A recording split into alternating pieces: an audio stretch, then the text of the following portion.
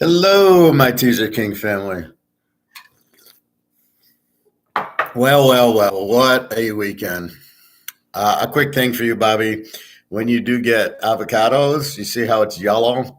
So there's a little prick on the outside, and you peel it off. It's a little tiny thing, and it should be yellow. And if it's yellow, buy it. If it's not yellow, if it's brown, it's past due, don't buy it. That's your first tip of the day. Anyway, what a day yesterday. Everything hit. So for the week, we've had 6 locks. We would have had 7. We would have played Dallas had Prescott not started, and they won anyway. So the 3 locks in college, UCLA over, Oak State a home dog, and Kansas Baylor over, as the over-under was only 58. Those 3 all win. And then the pros, our locks were the New York Jets. At the time, they were getting 8 or 9. They were the dog at first. Seattle, as bet against San Diego, comes through. And the last one is tonight. So that's what we have. So let's run down yesterday. We had New Orleans hit on Thursday as the dog. And I knew when you got that late field goal that this was a sign for a real good week. Atlanta Cincy over. That was over at halftime. The over-under was 47. Over-under tees is 41. It was 42 at halftime. I love when you don't have to worry. Baltimore Cleveland was the other over. It was 46 down to 40, and they win 23-20, 43. We do play Dallas, but not as a lock. Dallas -1.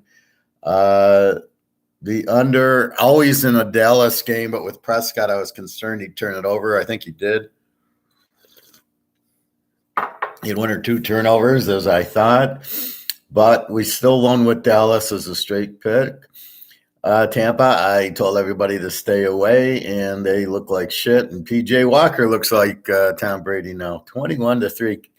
So I have a hard time believing that Mike Evans drops the ball in the first series, and then that's it for the game, that they're that fragile that they lose. That's bad coaching going on there.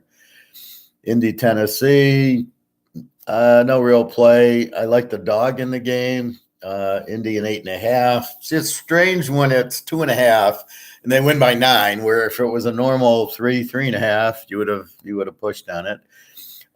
Jacksonville 3 over the Giants. Why were the Jacksonville favored? The Giants win 23-17. Another pick.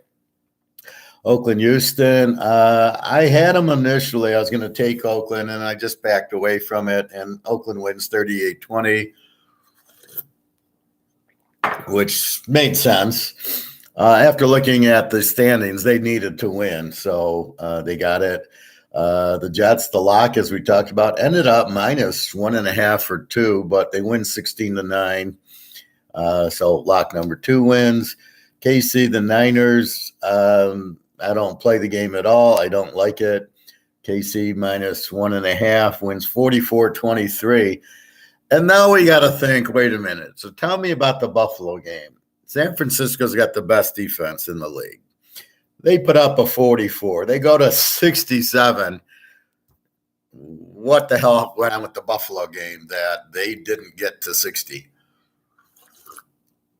And that's where it really stinks. So you just wonder how this wasn't the Buffalo score, how they didn't score 44 in Buffalo when the Niners have the best defense. So really smelly there, but KC gets the win. Now the Niners are on 2 losses in a row, and, we got to figure out who they play. Seattle, lock, getting 7. It went all the way down to 4.5. Again, play against San Diego is now 48-8. Play against them as a home dog, 21-2, and Seattle's 15-3 as a road dog, and I think they're better than that. So, yes, the trends, even though they were Russell Wilson trends, they're still Coach Pete trends. He knows how to coach you on the road. I think Metcalf got hurt late in the game. We'll see how bad he did. But 37-23, Seattle wins very easily. There was a game I love when you locked the game, and I had it with USC. That was my big teaser. USC, Oak State, and then I put USC in a second lock with Seattle, who I had in two locks. It was just beautiful that's what you got. So you got Seattle there. I'm getting like 12 or 13, and they go out 14-0. And now you're up 27. The game's over at 14-0. You've won, and it was first quarter. I mean, I love those type of games. And last but not least, Miami Pitt, pathetic game. Miami wins 16-10. Pitt gets down there at the end. Could have won, should have won. Again, Tua looked like crap. Pittsburgh, 16-10, no scoring in the second half, over under 44. So I like the game under because Pitt with a good defense and no offense. Pickett, now here's the difference.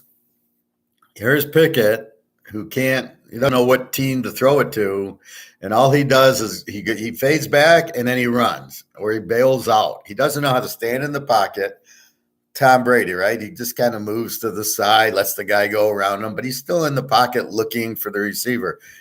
And what does Pickett do? He gets the ball, 1 Mississippi, 2 Mississippi, and he starts running to the sides, which kills all the pass routes because everything on the other side of the field he can't throw.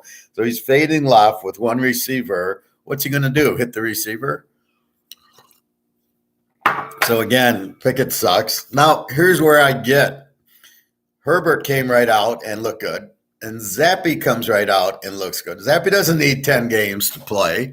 Boom, first against Green Bay, looks good. Against the Lions, well, everybody looks good. And then the next week, he looks good against Cleveland. So you're sitting there going, well, he doesn't need a year or two to get used to it, to figure it out. He knows what he's doing.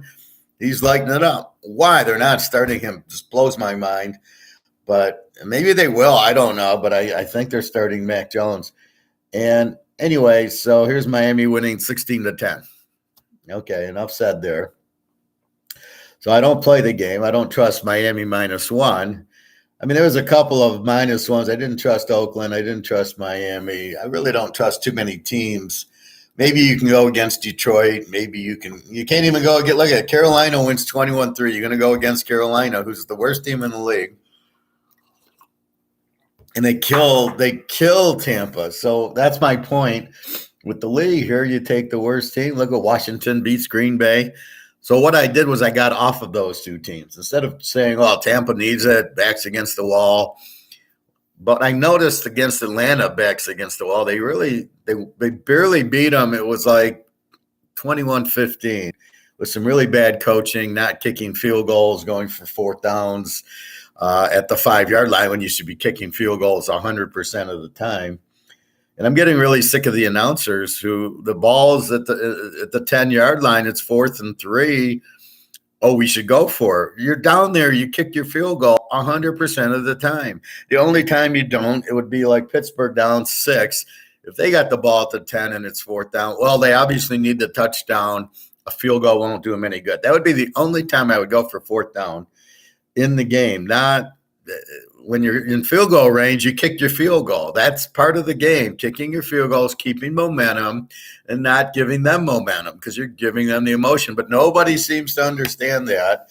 It blows my mind. None of these Chris Collinsworth, Troy Aikman, none of the geniuses who have their heads so far up the ass that they believe what they're saying, that they don't know what they're talking about. So that's not what you do.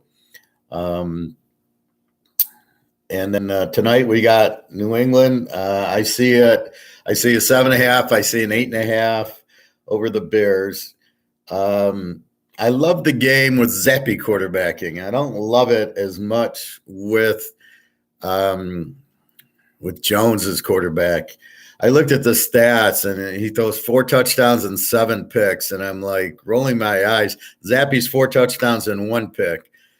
I feel a lot better with Zappe at quarterback tonight than Jones. The Bears, Fields is terrible. They don't score. I think New England's defense is all we can rely on here, that they will shut Fields from running. Fields can't throw. and you're just hoping for like a 20-0 win or something. Now, I have this open in a few teasers that have already won. I know a few of my family have it open, and they're asking me, do I trap it? It's a really interesting dichotomy. I've got it laying 1. I've got it laying 2. I think in one I got laying 3 with one of my guys. What do you do? Well, with San Jose State last week, we couldn't do anything because it was on the same time as the Washington State under and the USC Utah over. So therefore, we didn't have it stand alone. We couldn't do anything. We couldn't assume they were going to win, and it's going to come down to San Jose State. Here we know this closes. We've got everything else won. So depending on what you have. So let's say you've got up $1,000 this week because we've hit everything. All the locks won, all the big college games won, all the pros. I mean, I had a Giants Jet teaser. New Orleans already won with the Arcs with the Thursday night game. Dallas wins. We've got the overs winning. We've got Seattle lock, Jets lock winning. So everything wins. And now we're down to New England, which I know I have on my own picks. Me in 2, I have it locked with college and then played again with somebody else. I know I have them just, in 2 teasers. I have them with the family members with and another 3 teasers. And one family member, we played 2 team teasers. So I've got it big in the last teaser with I think I played it with Seattle. So I got it in a ton, and I'm laying 1 and I'm laying a 2. What do I do? Well, it depends on the risk. If Zappy I'd be delighted. With Jones, am I gonna really get upset if the Bears win, or if New England wins by 1 and I don't win? Yes, I'll be really pissed. This is a huge, huge game for me. That again, I was betting it more on Zappy than Jones. And then, okay, we got Belichick. His defense should shut Fields down. So I'm really not looking for the Bears to get the upset. They don't have the quarterback or the offense to do it. Hey, Nick, good to see you killing it early in the season. Good. I've been killing it all season, Nick, but now I think I got the pros down. I got away from Green Bay and Tampa Bay, but college I've been killing every week. Yeah, so I always try a few new techniques, and basically normally like the Tampas and Green Bays would have won before. You bet on Rodgers, you bet on Brady, and normally, all right, they have a loss, and then off they go. So as you noticed, I didn't play Green Bay or Tampa yesterday. So that was 2 losers that I avoided. And I actually played the Giants and Jets because they're playing well. So I went with the hot team. As I talk about a lot, if I'm at roulette, I'm playing red. If red's hitting until red doesn't hit anymore, which is the Giants and the Jets. Seattle looks good. So I've been playing them. And now New England, who's been playing well. They need the game. They're 3-3. They're 2 behind Buffalo and Miami. So New England needs the game. You got the coach. You got the defense. They've been running Stevenson, so I feel good about that. The Bears are just a weak team. They beat Houston at home, and they beat somebody else. They went to Green Bay and got killed. I think Minnesota beat them. The Bears will come. They have good defense. It's probably an under game. So the question is, Mac Jones, what do we do? So I think if you want to trap, if you're getting an 8.5 or a 9, it depends what you're laying, right? So if you're laying 2 and you can get an 8.5 or a 9, you could you have good numbers to trap. New England can win by 3, 6, 7, 8, and you win both sides. The question is, will New England win by 20? I mean, that's your risk. What it means is if you trap it, so you're up, let's say you got, I don't know, $1,000 on the game tonight that you can win, that'll clean up teasers and 5-team teasers and everything. So you can clean all that up if they just win the game by 2 points. which is a field goal, which you hope they get up. And then you got to worry like they're up 10 and the idiots score a touchdown and go for 2, instead of just kicking the extra point on you. They're fucking around with that. I don't know why any coach would do that, but they're all insane right now. We got to go for the win, even though the odds on us getting the 2-point conversion are good. So we've got to get up. And this is the unknown with Mac Jones. What's he going to do? And that's what we got to trust. Now, we know Fields, New England will blitz them. They won't let them run too much. They've seen this type of quarterback. They play Josh Allen, who runs a lot. Tagliabue doesn't run much. Wilson's starting to run, but not much. So what they play in the division is a little bit more pocket passer, except for Allen.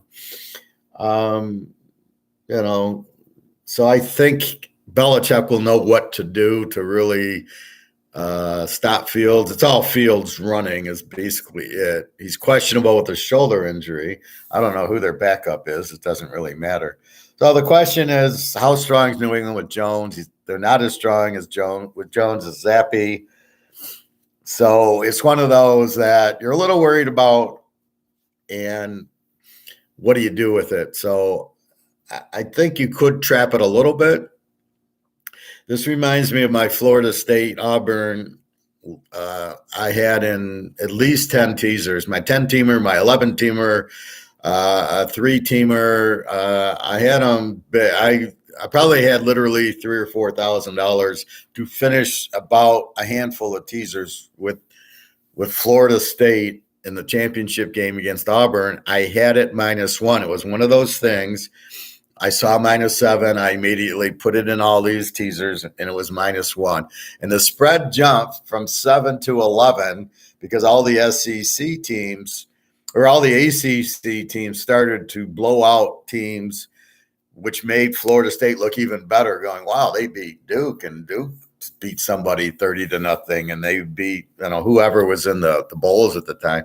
So all of a sudden, it goes up to 11. Well, at that point, I did bet some back on Auburn. And Auburn had the lead, and Auburn scared the shit out of me. And Florida State at the end got the touchdown and won by a field goal, and I won the 11, and I won -1. What do you do? And again, I was up, but that was really the clincher, right? Winning that, and I won everything. And I did win everything. So again, it's about the same situation where I closed 3 or 4 teasers with New England, and now today. So I think you protect yourself.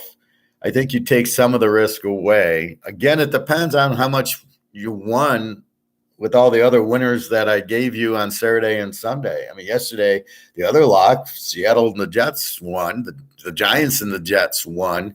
So I think I had a Seattle USC UCLA overlock that won. So how much is it? So I think you have to look at it like this. If you've got 1,000 on the game, if you've won 1,000 and you got 300 on this, maybe you leave it alone. If you won 1,000, you got 700 on this game, I would play 200 or 300 on the Bears and get the 9. And keep in mind, you can't lose both bets. So you'll probably cancel. Now, you could have won more, but this way you can't lose as much, and you could win both. Remember, I won both. I had Florida State -1, but I had Auburn at 11, and Florida State wins by 3. I cashed both tickets, right? All the Florida States, and I still cashed my Auburn ticket. I could not lose both because one of them has to win, and that's how you're in the situation now. I wouldn't tease Chicago because you don't have an opener, right? You can only do this if you've won the first half of the teaser, and this is second half of the teaser. So that's how you would do it. So you can't go tease the Bears. You got to play them plus 8.5, maybe you get a 9. And you've already got the New England side in, right? Whoever you played New England with has already won. So you're looking at, if they win like they should, then I win. Now you got the kicker of Mac Jones instead of Zappy, which was based on the luck. Even if Jones was healthy, why would they start him? It's unbelievable. It's like Belichick's doing a test. Now the question is, if he has a real shitty first half like Prescott had and Tag, then what do you do? So again, you guys been out 3 weeks or 4 weeks. He doesn't have his timing down. I don't expect New England to really light it up. Now maybe they get some defensive scores or Stevenson runs for some touchdowns. I'm expecting that. With Belichick, he'll run and he'll play defense on you. He'll put pressure on you. I wouldn't be surprised if they sack Fields 5 or 6 times, maybe a forced fumble, maybe some picks. So I look for them. I don't look at the Bears to score a lot in the game. So I think we're fine with the 1 or 2s.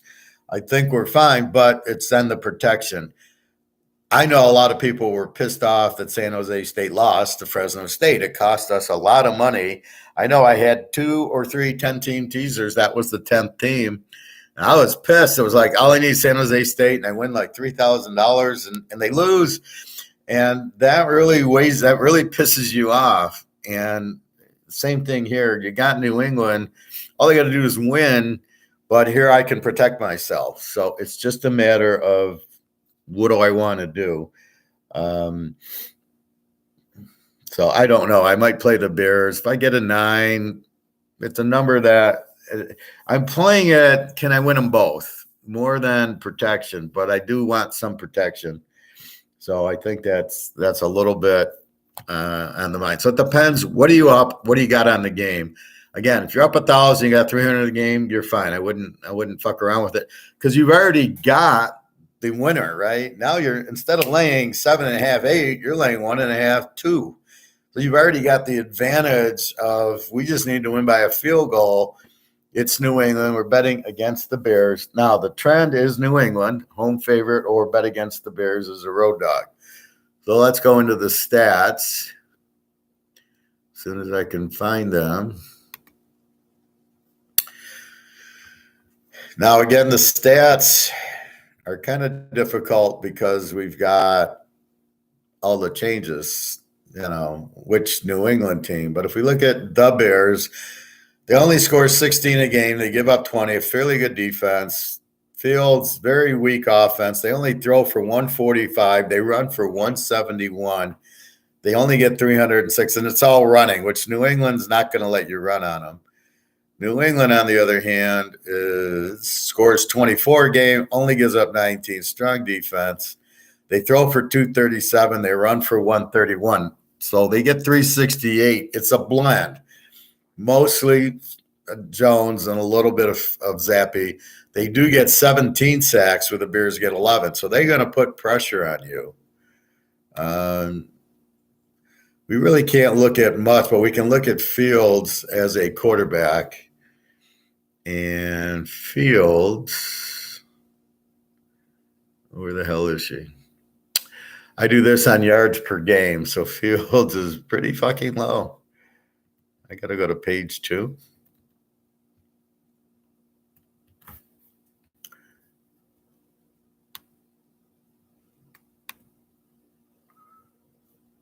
Okay.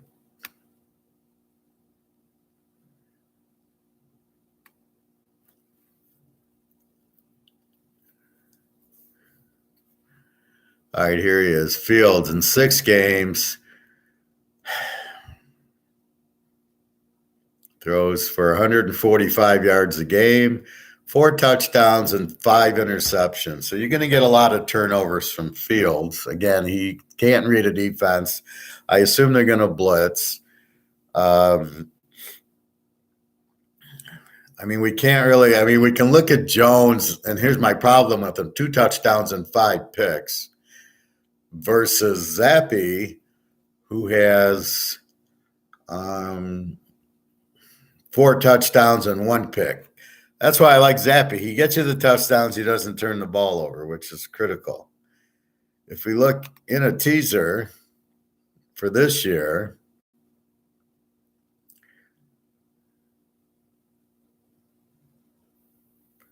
so Chicago's 2-1. They're 5-1 overall. 2-1 is a road dog. 3-0 against as a road dog and 5-1 against. So it tells you that they played pretty close games, but that was at Green Bay, and I think they played Minnesota.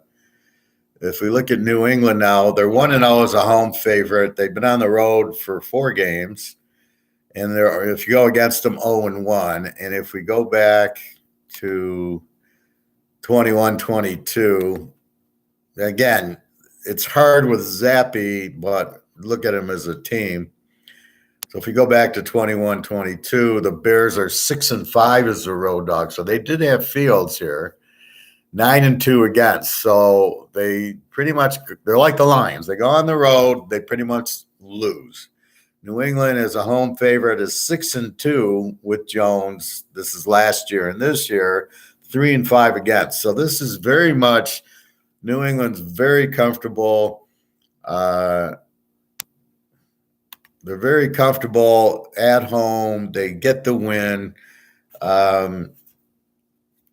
If we look at the standings,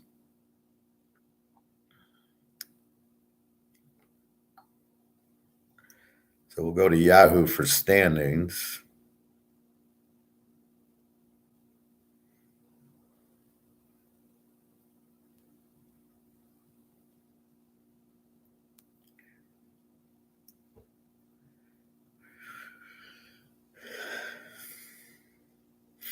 So if we look at standings for the NFL, so right now I got New England -8. So New England's 3-3 on the bottom of the AFC East. They're not like 0-6.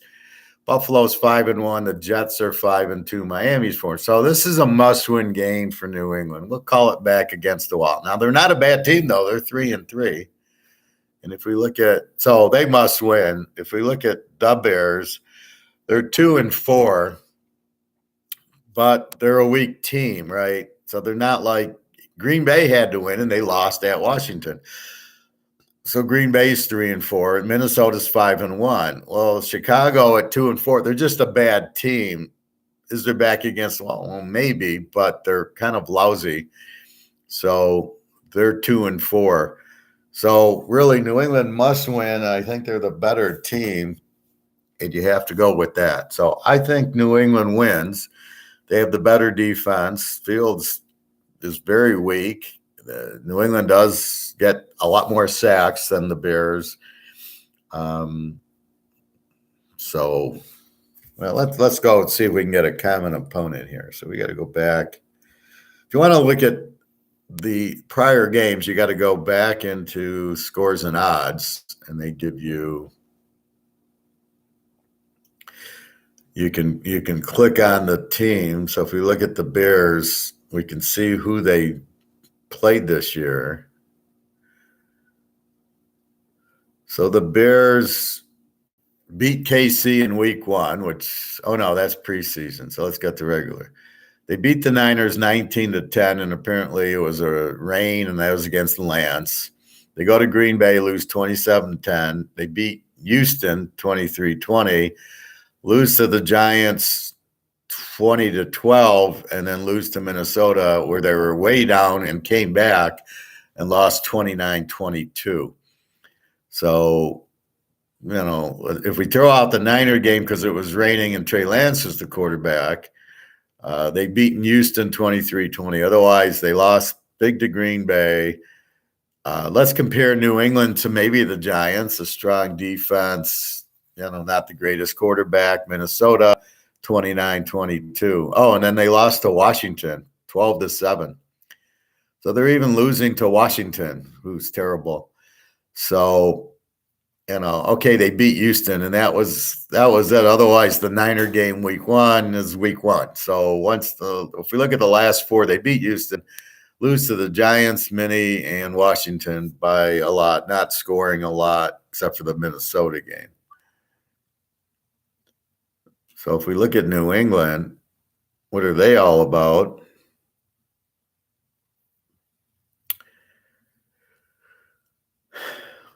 So New England, now, again, with Zappy, they kill Cleveland, they kill Detroit. Zappy gets hurt, and Hoyer started, so it was 27-24. Zappy comes in. So they played Green Bay pretty well. They lose to Baltimore with Jones. Okay. They beat Pitt, and they lose to Miami. So losing to Miami, okay, good receivers there. They beat Pitt, and then they lose to Baltimore. So they face Lamar Jackson, but he's a little bit different than Fields. And they scored 27 in the game. Then they lose to Green Bay. And then the last two was Zappy. They beat Detroit and Cleveland. So they're not the greatest team. They're not, I don't even know if they're a playoff team. Again, this was mostly fundamentally bet with Zappy as the quarterback. You can see they blew out 2 games in a row. They do have Zappy. My thought is if it's like at halftime and Jones doesn't look good, maybe we're up 10-3, he could go to Zappy. So we'll see if Jones isn't playing. Belichick will pull him, I'm sure. So we got to look at that. I don't know. I think New England can win. I think they win by 10. I think you could trap it. And then it's just how much risk you have on New England. If you want to bet Chicago as insurance, bet them straight. So you get 8 points right now. And then in a straight bet, 8's the tie. You don't lose.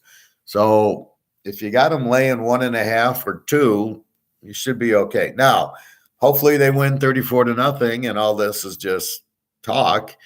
But it is something you should take into consideration is I have a chance to hedge my bet because we've got to be realistic. You could lose the bet. So you've got to cover yourself, and it's how much risk do you want to take. So really, you're just taking some risk off. If this is just a regular game and you got your $100 or $200 bet on it and that's it, then that's your regular, if it's just a one bet, you played it with San Diego or Seattle wins. It's a regular bet. It's just a one, normal 9-unit, 11-unit bet, put a couple hundred, and that's all you got. Just leave it alone. You could trap it, but you probably would leave it alone. But if you got a lot of money in it, because it is a strong pick for me, then you might want to trap it. And you might want to say, well, I don't really want this much risk, or it closes 3 or 4 teasers for me. If I lose them. And if I, hopefully I, win. But then again, do you want to play hopefullys? So again, it's sort of like almost a stop loss in the market. I've got Coca-Cola and it's 42 and I'm up 5 points. So if it goes down to 40, sell it. You put a stop loss in at 40. So it's almost like it's a little insurance and protection. You can't lose both ways. So you will win one end of it. So if I don't even want to talk about it, but you could win the Chicago and lose the New England, and then you kind of break even, or you win the New England and you lose the Chicago. But you want to have more on New England because it's already teased down. So let's say you're laying 2 for $1,000. You don't want to put 1,000 on the Bears. You might want to put 300 or 400 on the Bears. And now, okay, instead of winning 1,000, I win 600, but I could win both ways. Hey, Derek. Aaron Rodgers is killing me. No more had it with this guy. Yeah, we were off of Green Bay and Tampa. I'm on the Giants and Jets and Seahawks right now. You just got to go with who's hot. Green Bay's it's not Rodgers. Their offensive line sucks and they don't have receivers. Tampa Bay, I don't know what their deal is. I think it's their offensive line, but where was their defense against freaking PJ Walker? Where was the blitzing? Where was you giving up 21 points to PJ Walker? Who's this is why I think it's the coach in Tampa. I think they have too much talent, and I'm noticing a lot of it just looks different. So I don't think with Arians they'd be this bad. So Tampa's just terrible, and I'm not going to bet on them until they get going. Same with Green Bay. I don't like their coach, and they don't have any receivers. So it's not Aaron Rodgers. It's he doesn't have anybody to throw to. I've seen teams where the receivers don't know how to get open. So the quarterback sits there and he holds the ball and he gets sacked. And I think that's what's happening to Green Bay, as well as drop passes. Tampa Bay, you can't explain Evans dropping. He was wide open for a touchdown.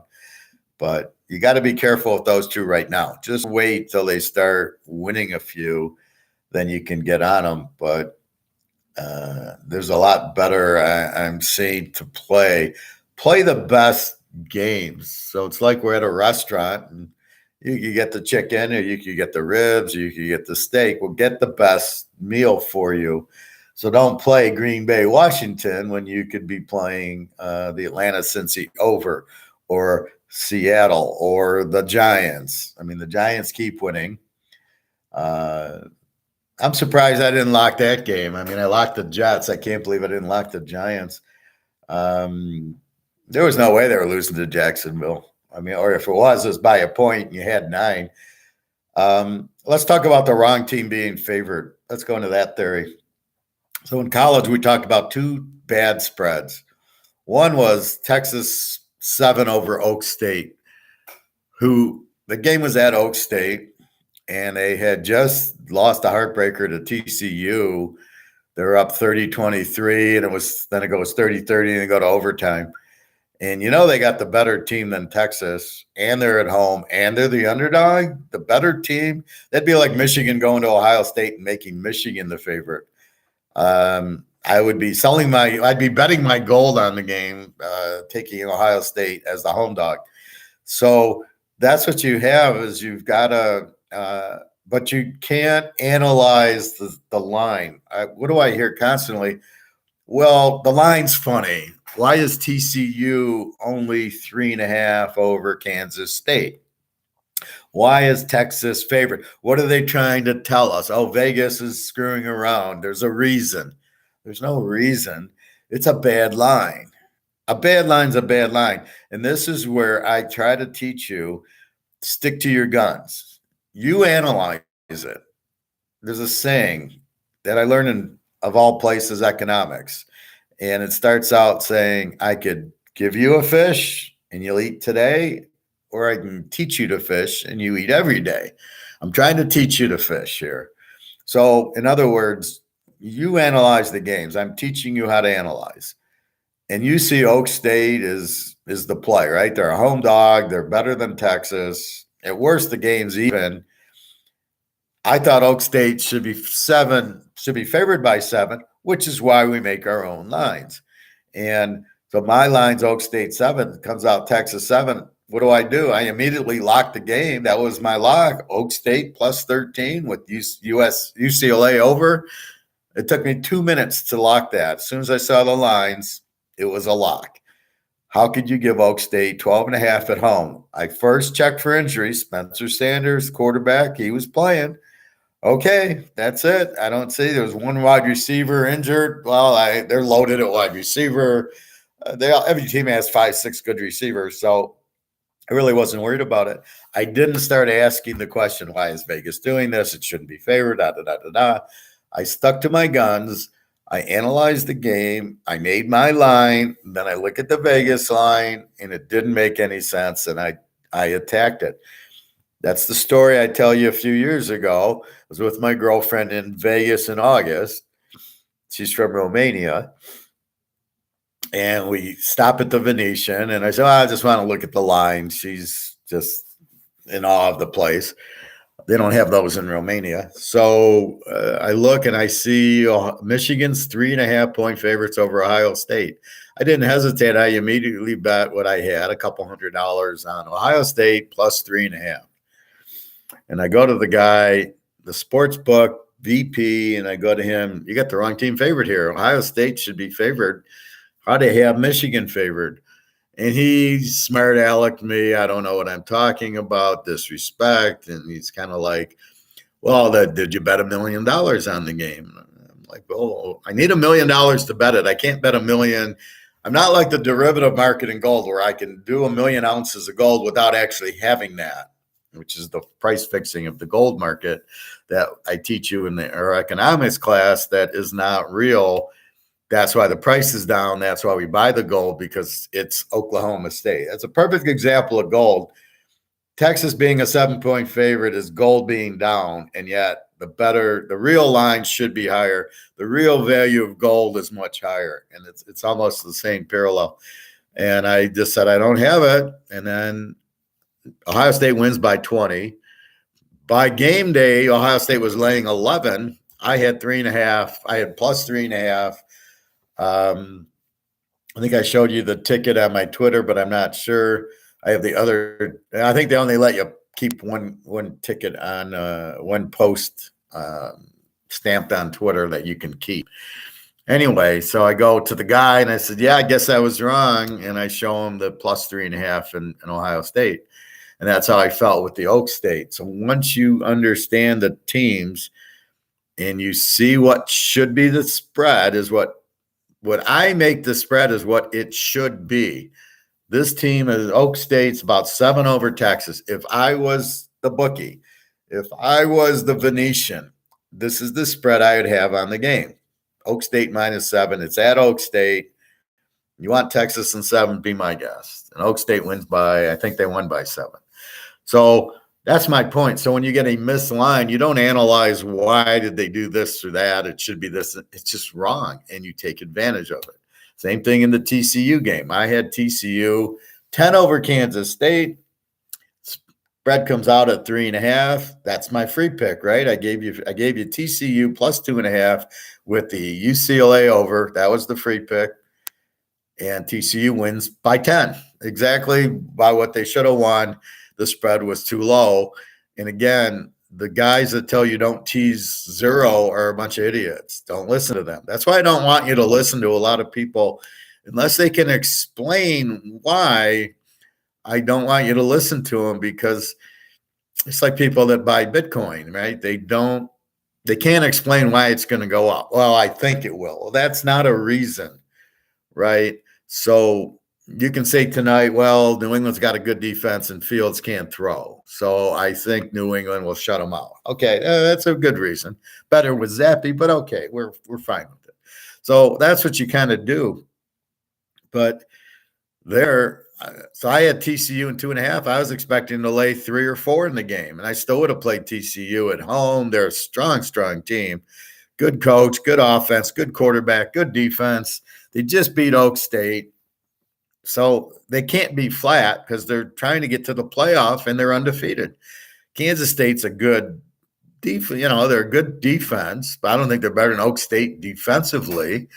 And their offense is just running the ball. And I noticed they even started a different quarterback in Howard to try to change, because Martinez from Nebraska sucks. So they go to Will Howard and he lights it up early. Then they figured him out. He went away. But they even changed quarterbacks on them. And TCU still, okay, it took them a while. They figured it out, and then they got rolling. TCU will roll. They have such a great offense, good quarterback, and their defense isn't bad. I mean, so they're a real strong team. They'd give Alabama all they wanted, believe me. Or Georgia, it'll be tough, that defense against TCU's offense. You'd have to go Georgia, but it would be a very strong game. Anyway, so why would I not go cross 0? I mean, it's 3.5. My line was 10. All right, let's say it's 8, so I can go down to 2. That would be a great bet. At 3.5, I get 2.5. So they can lose. I got 2.5. So if I got 2.5, why can't I do that? Can somebody explain why I can't cross 0? Oh, I lose a point. I don't care about losing a point. I picked up 7 on a bad line that should have been at least 10, or okay, let's say 8. So I should be laying 2 instead. I don't even have to win the game. I'm getting 2.5. So again, I fail to understand why I can't cross 0. It makes no sense to me because I've already got it all calculated out. So that's my point. Don't worry about crossing 0, because half the time the lines aren't right anyway. That line should have been, let's say 7. It's only 3.5. So I've already got, so instead of laying 1, I'm getting 2.5. So I'm already getting 3.5 points to my side anyway. With the team I think is going to win, which won by 10 at home, It made no, so who cares about crossing zero? It's again, it's like these analytics going for it on fourth down. Only the problem is it's probably 10% these teams that go for it on fourth down. And if you do go for it and you do get it, what did you gain? Unless it's at the end of the game where you're down like Pittsburgh. Okay, they have to go for it because they're down 6. But if it's the second quarter, you don't gain anything. Because if you don't make it, you give up momentum and the ball. And if you do make it, you're the 40-yard line. What did you gain? Nothing, because there was a game yesterday, the Seattle game. What happens? San Diego punts the ball to the 2-yard line. Next play, they get a safety and they get the ball. So they're missing that whole part of the game of field possession. If I punt it inside the 5, I might get a safety, or I might hold them and get the ball back at midfield. I could run the punt back for a touchdown. I could block the punt, as the Jets seem to be able to do. So you have all that going for you, but they're not, so don't get caught into this bullshit. You can't cross zero, or why is the line different? You make the line. That's what I'm trying to get you guys to, is analyze the game. So to analyze the game, you got to rank the teams. All right. They're an A team. Boom, boom, boom. Like New England is a B team tonight. They score okay. Their defense is good. The Bears are an under team. They don't score, and they got a decent defense. So it should be a low scoring, and New England should win as the better team. Again, better with Zappy. We got to see Jones. I don't know if they're trying to piss Jones off and say, okay, here you go. This is your last chance. You better show up. I don't really like that. Zappy's hot. Just keep going with him. You can always go back to Jones, but it doesn't make sense. All right, Derek. I like New England tonight. Patriots defense will confuse the Bears tonight, getting ready to hammer the Jets.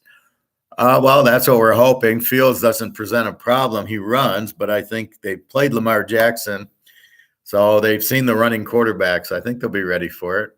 Do you see any games like that this week, your opinion?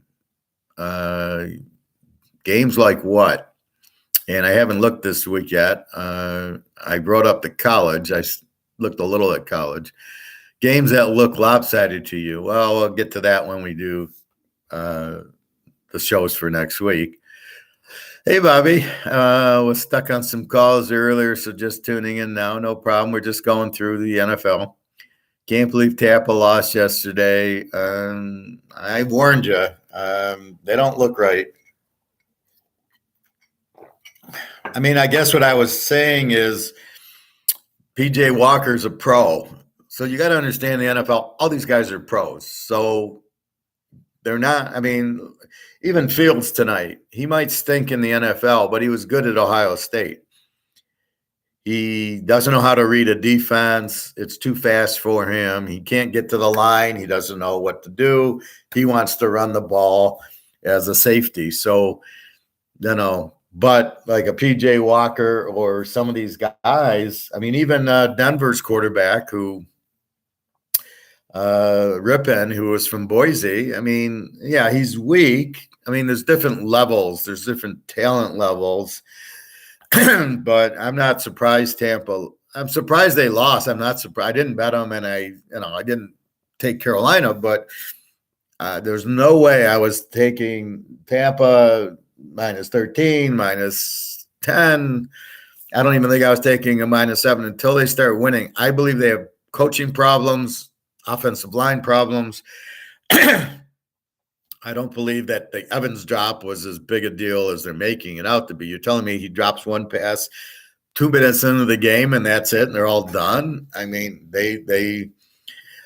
They just look like a flat team. I think they don't like their coach. I don't think they agree with them.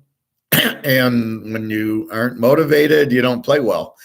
I think it's as simple as that. I would fire the coach right now. He was already at the Jets and he sucked. So this is our conversation about coaching retreads. At what point do you think he sucked at the Jets? He's going to be good at Tampa. So I don't know what you need to bring in. Maybe I bring in Josh Heupel from Tennessee and say, hey, I got Tom Brady. Go ahead and win for me. I'll get out of your way. I'll design some plays for you, and that's it. Otherwise, get out of the way. But how is he fucking up the defense, which is very good? And, and then they only score 3 points? Are you serious? So, yeah, there's a problem with Tampa. Just avoid them. As I was saying, I'm on the Jets and the Giants now. They keep winning. I keep on them. If red keeps hitting at roulette, you keep betting red till it doesn't hit. That would be the Giants and the Jets. As long as they keep winning, keep betting on them. When they start losing, now this will be interesting. That's in Buffalo. Let's see how they play. The Giants have to play Philly and Dallas. Let's see how they play. But I'm telling you, they're pretty live right now, especially against the Jacksonville and the Denver team. So again, tonight, I think it's maybe a 20-0 game for New England. Something, I don't think it'll be very high scoring. You can probably bet the under. I got New England, but again, don't lay. If it goes to 9, don't lay 3. Keep it under 3. Tampa is not prepared. Lack of running game, drops from wide receivers. Carolina wanted it more. Tampa stinks right now. I don't think Carolina wanted it more. I mean, you got PJ Walker, and then you just traded away McCaffrey, and I don't even know who their coach is. So I don't know that Carolina was more or less motivated. I just think Tampa has coaching problems, and they have offensive line problems that they're not addressing. I know their center is a Pro Bowler, and I think he got hurt. Okay, get a new guy in. And if the guy you got in doesn't work, get a new guy. I think that's the problem with Tampa. Brady just doesn't have time. Brady still looks like Brady. He hit Evans right on the numbers. You can't go blaming Brady. The defense gave up 21, but I just think it's the offensive play calling absolutely is horrendous. I think they miss Gronk. Julio Jones never plays. Evans and Godwin are okay. I think the other receivers are raw. I'm going to blame the GM for not bringing in. You need to bring in veteran receivers for Brady, right? You got another year or two with Brady. You can't bring in rookies. You got to bring in guys that are ready to go. Where's the other running backs and where's your other linemen? I just think it's coaching, and the GM is terrible. They're not ready. Just avoid them. Just stay away from Tampa right now. What do we got next? So let's take a look ahead at next week. We got Tampa and Baltimore coming to Tampa. That's an immediate. I don't know. My line is Tampa -3 because I don't know how you make them a home dog to Baltimore, but I'll get the real line. I haven't gotten there yet. So here's my line. Tampa -3 to Baltimore. Jacksonville -7 to Denver in London. Keep in mind it's in London. And again, let's assume Russell Wilson doesn't play. Minnesota 3 over Arizona. Atlanta 7 over Carolina. Miami 3 over Detroit. Philly 10 over Pitt. New Orleans 3 over Oakland. Dallas 14 over the Bears. New England 6 over the Jets. Tennessee 7 over Houston. Seattle 3 over the Giants. Indy 3 over Washington. The Rams 3 over the Niners. Buffalo 7 over Green Bay. And Cincy 3 over Cleveland in Cleveland. Now, most of these games I said, give me the dog. The only games I said, don't give me the dog, are Philadelphia, Dallas, and Buffalo. So I say Philly will beat Pitt. I say Dallas will kill Chicago. And I say Buffalo over Green Bay because they're playing like shit. Tampa Bay, again, take the dog. But what if Baltimore is the favorite? What do you do with it? Can you trust Tampa, as shitty as they look, but Baltimore is not any good? So this will be an interesting line. I think they make Tampa the favorite. I don't think you want to make Tampa a home dog. If I'm the casino, I'm making Tampa the favorite because there's no way in God's name.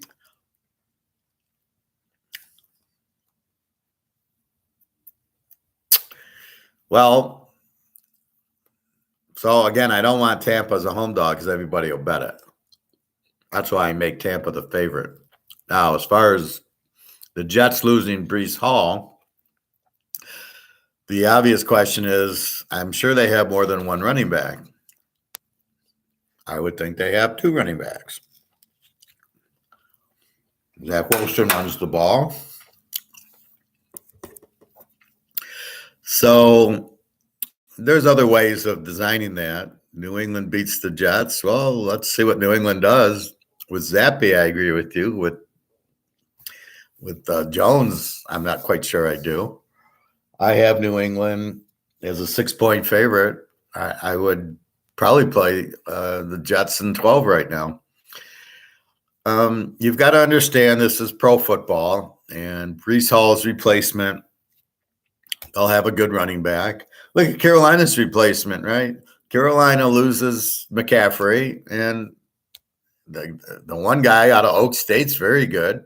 Chubba Hubbard. He had like almost 2,000 yards rushing at Oak State. And then the other guy was from Florida State.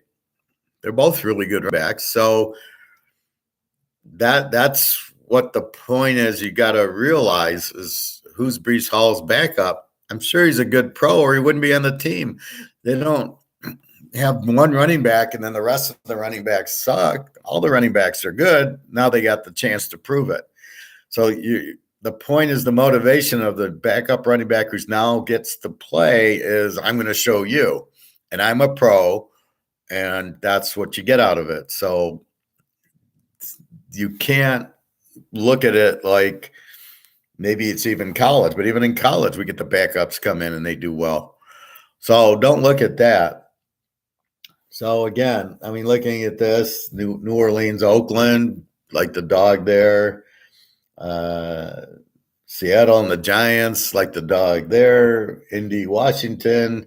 See, why is Carson Wentz starting? Here, Heineke comes in and he beats the Packers. Why was Wentz starting?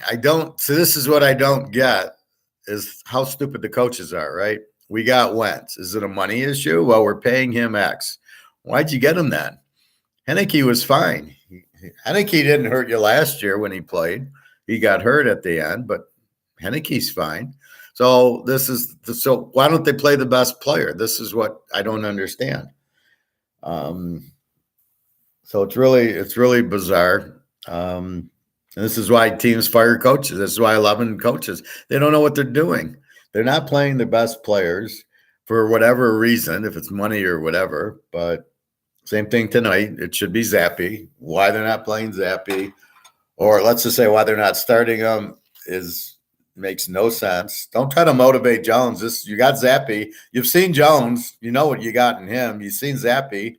Zappy's much better. It's not hard to figure. And do you really want to lose to the Bears that you would have easily won with Zappy, with Jones? And then you go back to Zappy next week?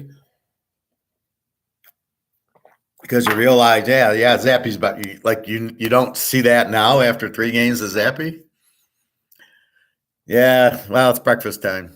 I don't eat. One of the things on my diet, Bobby, is I don't eat breakfast. So I tend to eat about noon as lunch, dinner at 6, and then I don't eat the rest of the day.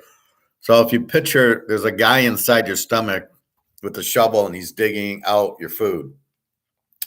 And you got to let him get to the bottom. And then he goes, looks for more food, and that's what fixes all your problems internally. Then they start going after the bad cells and cleaning house and making you feel better. And that's the problem most people have. They'll eat late and then they'll eat breakfast. They eat 10 times a day and they never let the little guy inside them get to the bottom. Well, I let the guy get to the bottom. So I'll eat dinner and then I might have a little late snack, but it'll be very small. And then I don't eat till noon. And now my guys can handle the avocado easily. And go from there. So, yeah, you try to let the guy inside you clean up. And then when you go on a 2 or 3 day fast, then there's the bad cells inside you, the cancer cells and the other bad cells. He's cleaning up. So he's getting rid of them. And then that's why you do a longer fast, is to get him done. And then once he's to the bottom and he starts cleaning the other cells, you feel healthy because you're fine. That's how you get rid of your high blood pressure, your diabetes. He cleans you up, and that's why you don't eat sugar. It gets you much more healthy. Yep, intermittent fasting. But I just did a 46-hour one last week. Derek, Baltimore has a running game. Lamar better than Carolina quarterback. Defense is okay right now. Tampa stinks. What now? I think I have some avocado here. Let me check. Well, what I do is I go to like any grocery store has it. Like if you go to Walmart, they're 88 cents. And as I explained in the beginning of the show, you want this to be yellow. There's a little seed in here, and you pick the seed out. And if this is yellow, it's ripe, it's good to eat. If it's brown, you don't eat it. And you want them green, you don't want them black. If they're black, you don't want them. They're overripe. And if they're not yellow, they're overripe. So pick the little seed out and then see the yellow, and that's what you buy. How to buy avocados. Baltimore has a running game, yes. Lamar better than Carolina, maybe. Defense is okay right now, maybe. Tampa stinks. What now? Well, what do you think, Derek? Professor Dak is better than backup. Dallas will be okay going forward. Well, I think you're missing the point. He might be better than the backup, but for our purposes, Cooper Rush doesn't turn the ball over that much and runs more and let the defense play, which keeps the score low. I want Rush in there to bet the game under, which I would have locked the game yesterday. It was 48. Dallas in a 48, and the score was 24-6, a 30. That's why I like Cooper Rush, because I can bet hard on the under and win every time. Prescott turns the ball over too much and is liable to get too many points, which makes the under not good. That's the thought behind it. What's the saying? Anyway, that's the reason I like Rush. Zappy I like because he's better, and then I can bet New England to win like I'm doing tonight because I got Zappy. Jones, those too many interceptions. But since Fields is so weak and Belichick, supposedly such a good defensive coach, he should shut him out. So I'm looking for a 20-0 game also, but that's what I think. Bobby, cool. I will keep an eye out for that. Appreciate the tips. Yeah, and squeeze it a little. If it's really soft, you don't want to buy it. Some of them are really, really hard, but they're yellow. Those you leave out for a day or two.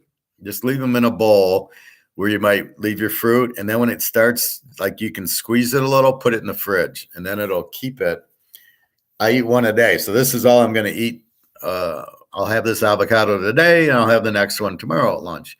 And that's how I eat my avocados. It's one a day, a lot of fat, a lot of protein, excellent food. And it really, if you're eating this kind of food, you're not hungry. You get hungry when you eat the chips and the cookies because there's ingredients in there that make you hungry and to make you want it. That's why you eat the whole freaking bag of Fritos, because you eat it, and there's something that triggers that you eat again, you eat again, and you eat again. Well, I eat an avocado, I'm done. I don't need to eat 12 avocados like I need to eat 12 Oreos. So once you start on this, you'll tend to not be as hungry. Okay, Christopher, hey. Yeah, it was a great day yesterday. Both locks won. The others won. Everything won. Locks 5-0 for the weekend.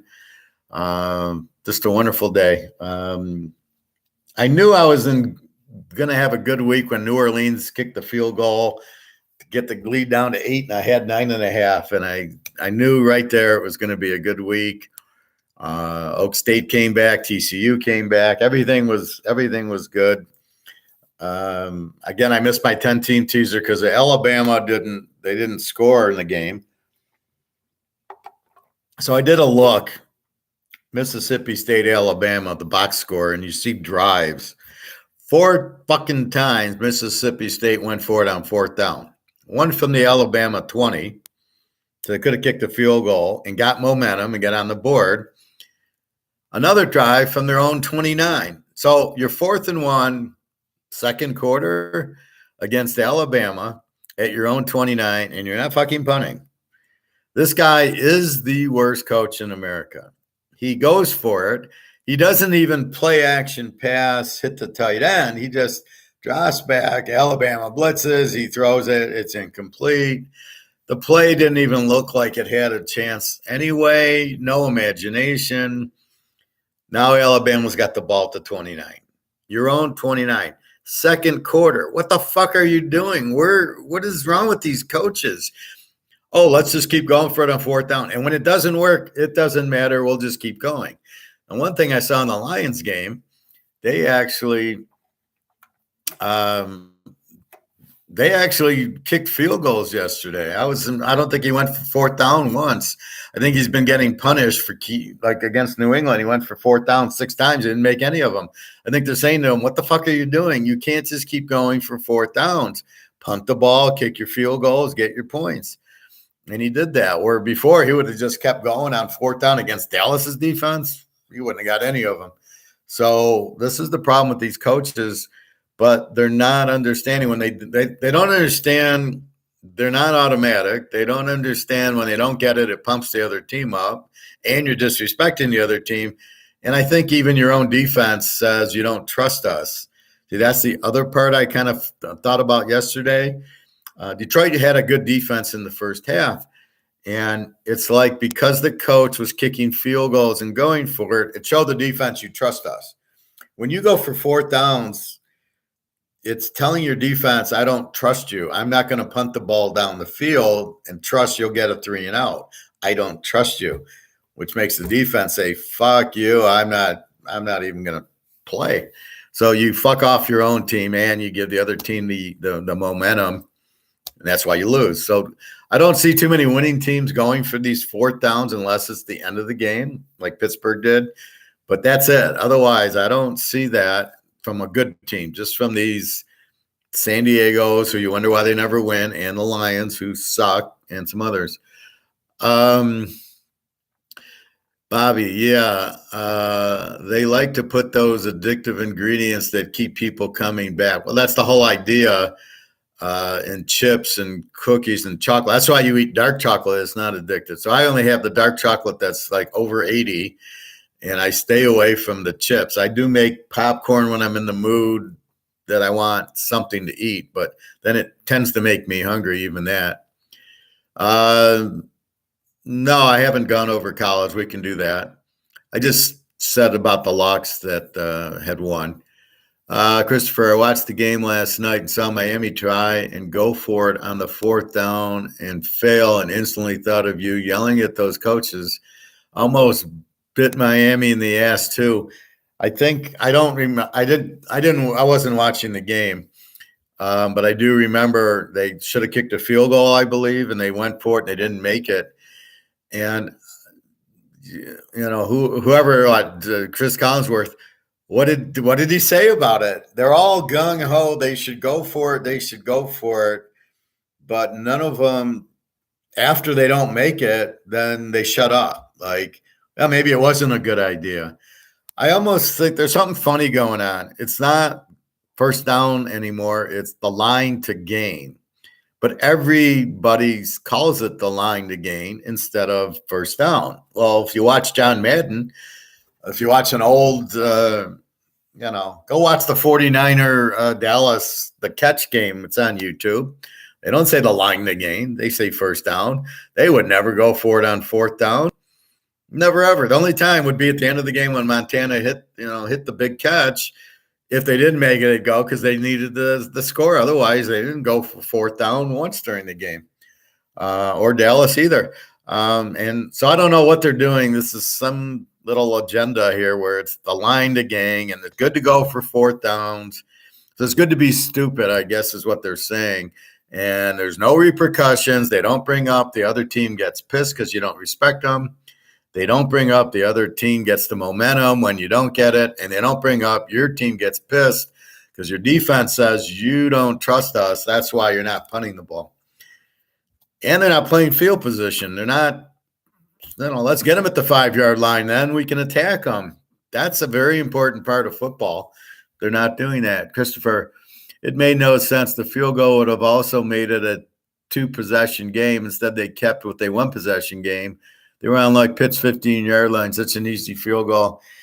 Yeah, that's where who is this coach? This Mike guy? He looks young. I never heard of him before. He's one of these coaches that he looks good, but I don't think there's anything upstairs. I don't think he's a good coach. He's probably one of these offensive coaches, but I don't know where he's from. I'll have to look him up. But that's my point. Why aren't you kicking the field goal to go up 10? Just like when you're down 14 and you score, kick the extra point, you're down 7. And then another touchdown and you tie the game up. Why are they not going for ties? I mean, it's like, well, we got to go for the win. But you're not looking at, but if you don't get it, you lose.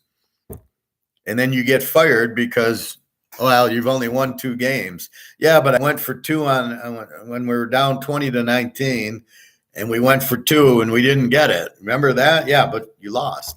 So they're not even understanding they're losing. They're not understanding that they're to win. They're making it extremely difficult for their own team to win with all this bullshit going on.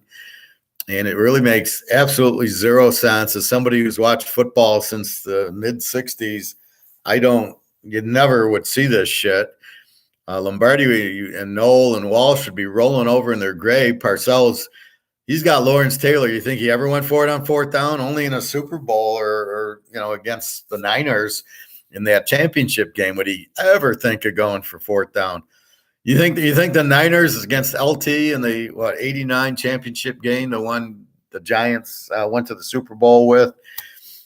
You think it was 4th and 1 when Roger Craig fumbled. So let's say that he didn't fumble, and it was 4th and 1 at their own 25. You think the Niners would have went for it, or probably would have punted? I think they probably would have punted. They would never have thought of going for it with Lawrence Taylor on the field. So this is what I don't understand. You're giving up field position. And even if you get it, all right, so let's go to Christopher. So you get it, right? It's at the 15-yard line. You get the first down. So now you're at the 14, let's say. 1st and 10 at the 14. What did you gain? You're probably not going to score the touchdown anyway. Maybe you're doing it to burn the clock, which makes no sense. So then you run some plays. You're deep, so you probably can't pass. You don't really have a good passing offense anyway. You're relying on Tyreek Hill's speed. Well, there's no speed at the 14-yard line. There's nowhere to go because you can't run out of the end zone. So even if you did get it, you're probably – all right, you ran 2 minutes off the clock, and now you're kicking the field goal. So you're still going to kick the field goal. It's not going to get you the touchdown. You're not behind where you need the touchdown to win. Okay.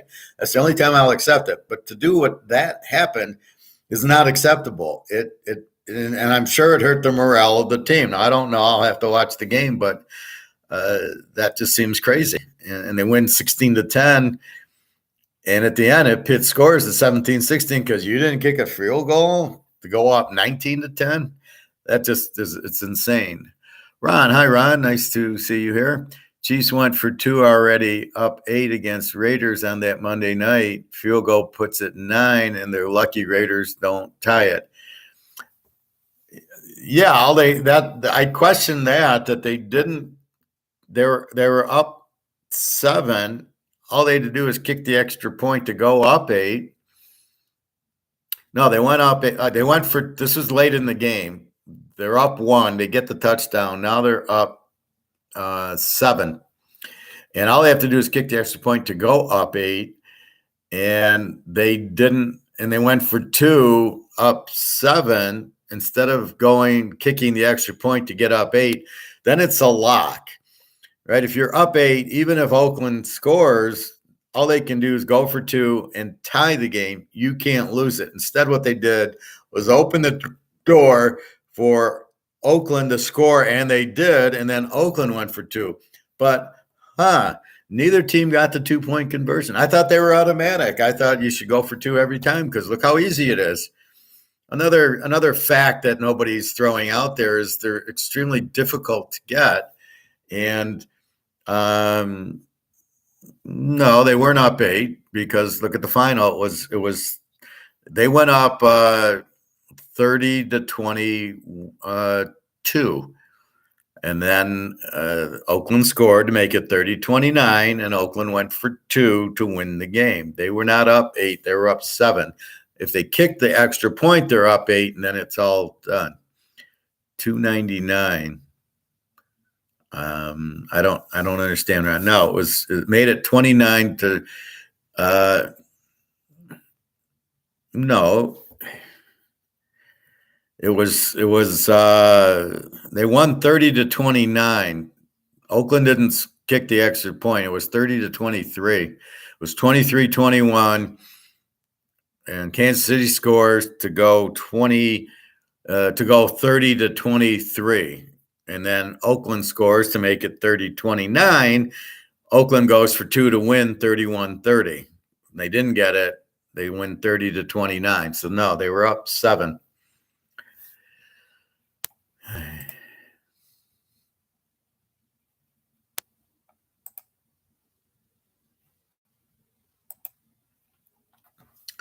So no, they well, look at the finals, 30-29. They didn't go for the extra point. They went for 2.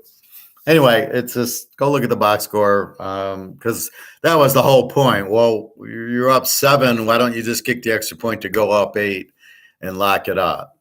But anyway, no, there's too many times teams are going for 2 and not getting it, and nobody's saying anything. They just say, "Oh, it's good to be aggressive. It's good to be aggressive." Like, what the fuck are they talking about? No, you need strategy. You need brains. You got to do the smart thing, not the aggressive thing. And I don't know where it's coming from, and yet every announcer is doing it. You had TT over 30.5, and they didn't. I'm just look at the box score, Ron. I'm sure I'm right. Yeah, I know it ended 30-29, and Oakland went for 2 because KC went for 2 up. They were up 7 and didn't kick the extra point. So no, it wasn't 30-22. It was 30-23. So that's the end of that. I'm sure of that. Didn't kick a field goal. They should have just went for the tie. But I'm sorry you lost. But no, it was 30-29, and Oakland went for 2 at the end. Okay, enough of that. So we can look at college results. So this is my picks for next week. This is my line. And now what we do is we see what the real line comes out at.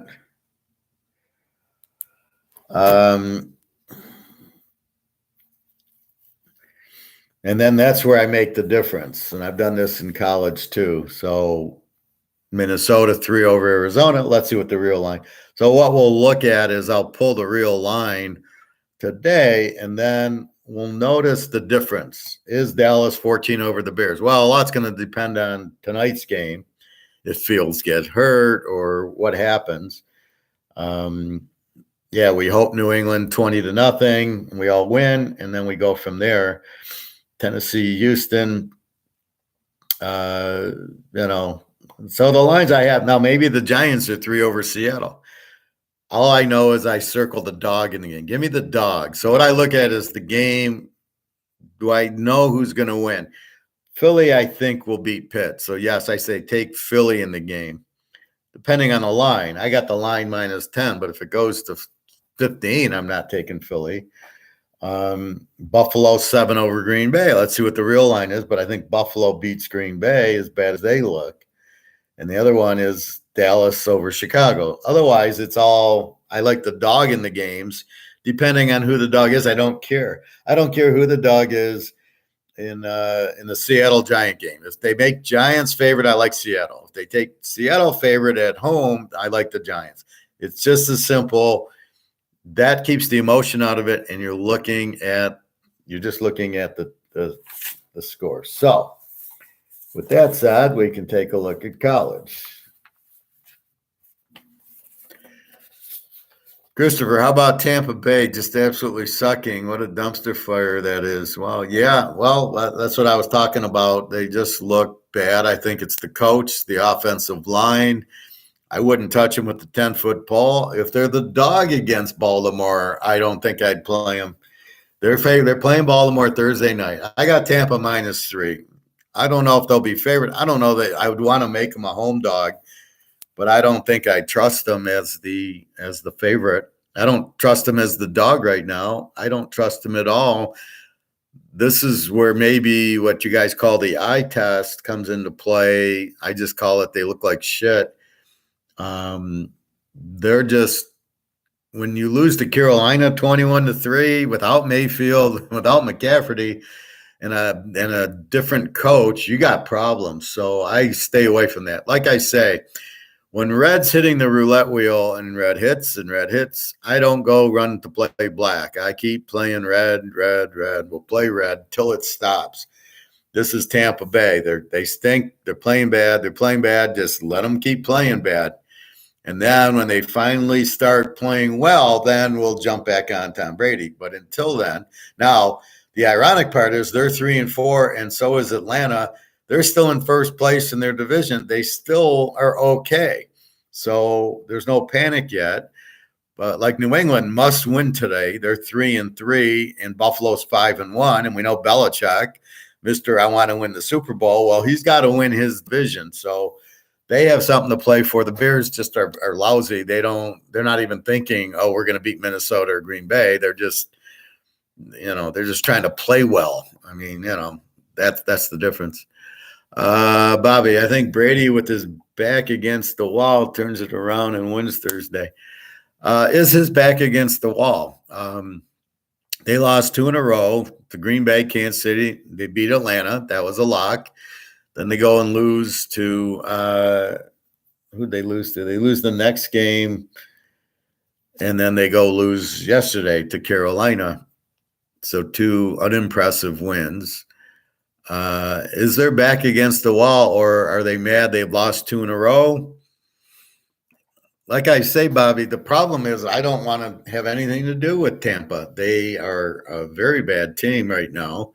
I think they got a very bad coach. I think that their offensive line sucks. The receivers are not – they haven't replaced Gronk. And Julio Jones just – this. I guess you learned this at Alabama. My knee, my hamstring, I'm injured.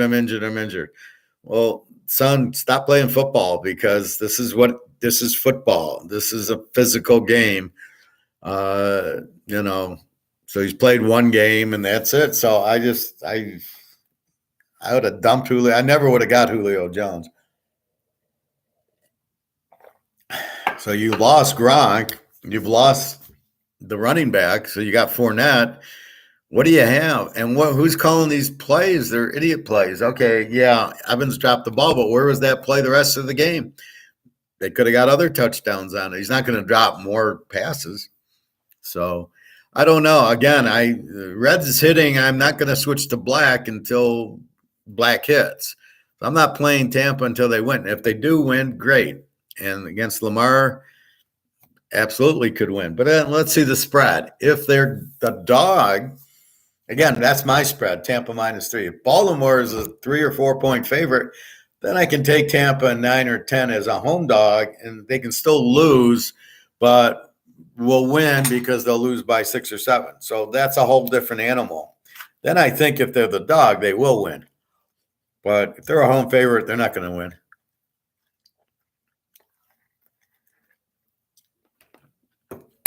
Okay. So I normally do my college show. No, I normally do my college show today. All right. Is that what this is titled, college? Anyway. I was just reviewing the pros, but yeah, let's look at college last week real quick. Great week. We start off with App State, Georgia State over 60 over 54. It's 59 W on Wednesday night. The Troy, South Alabama game, 2 under teams, under 47 goes under 53. It's 10-6. Troy's a very low scoring team. That's why we rank them. Virginia, Georgia Tech, same thing. Have the play under. Virginia doesn't score, good defense. Georgia Tech's terrible, under 47. And that game, 16-9. So it was a lot of unders on Thursday. Friday, Temple, Tulsa. Tulsa's is the over team against Temple. Temple doesn't do much, has a 10-0 lead. And they're a weak offense. Tulsa comes back 27-16. They get the win if you lay down to 7. Betting against Temple.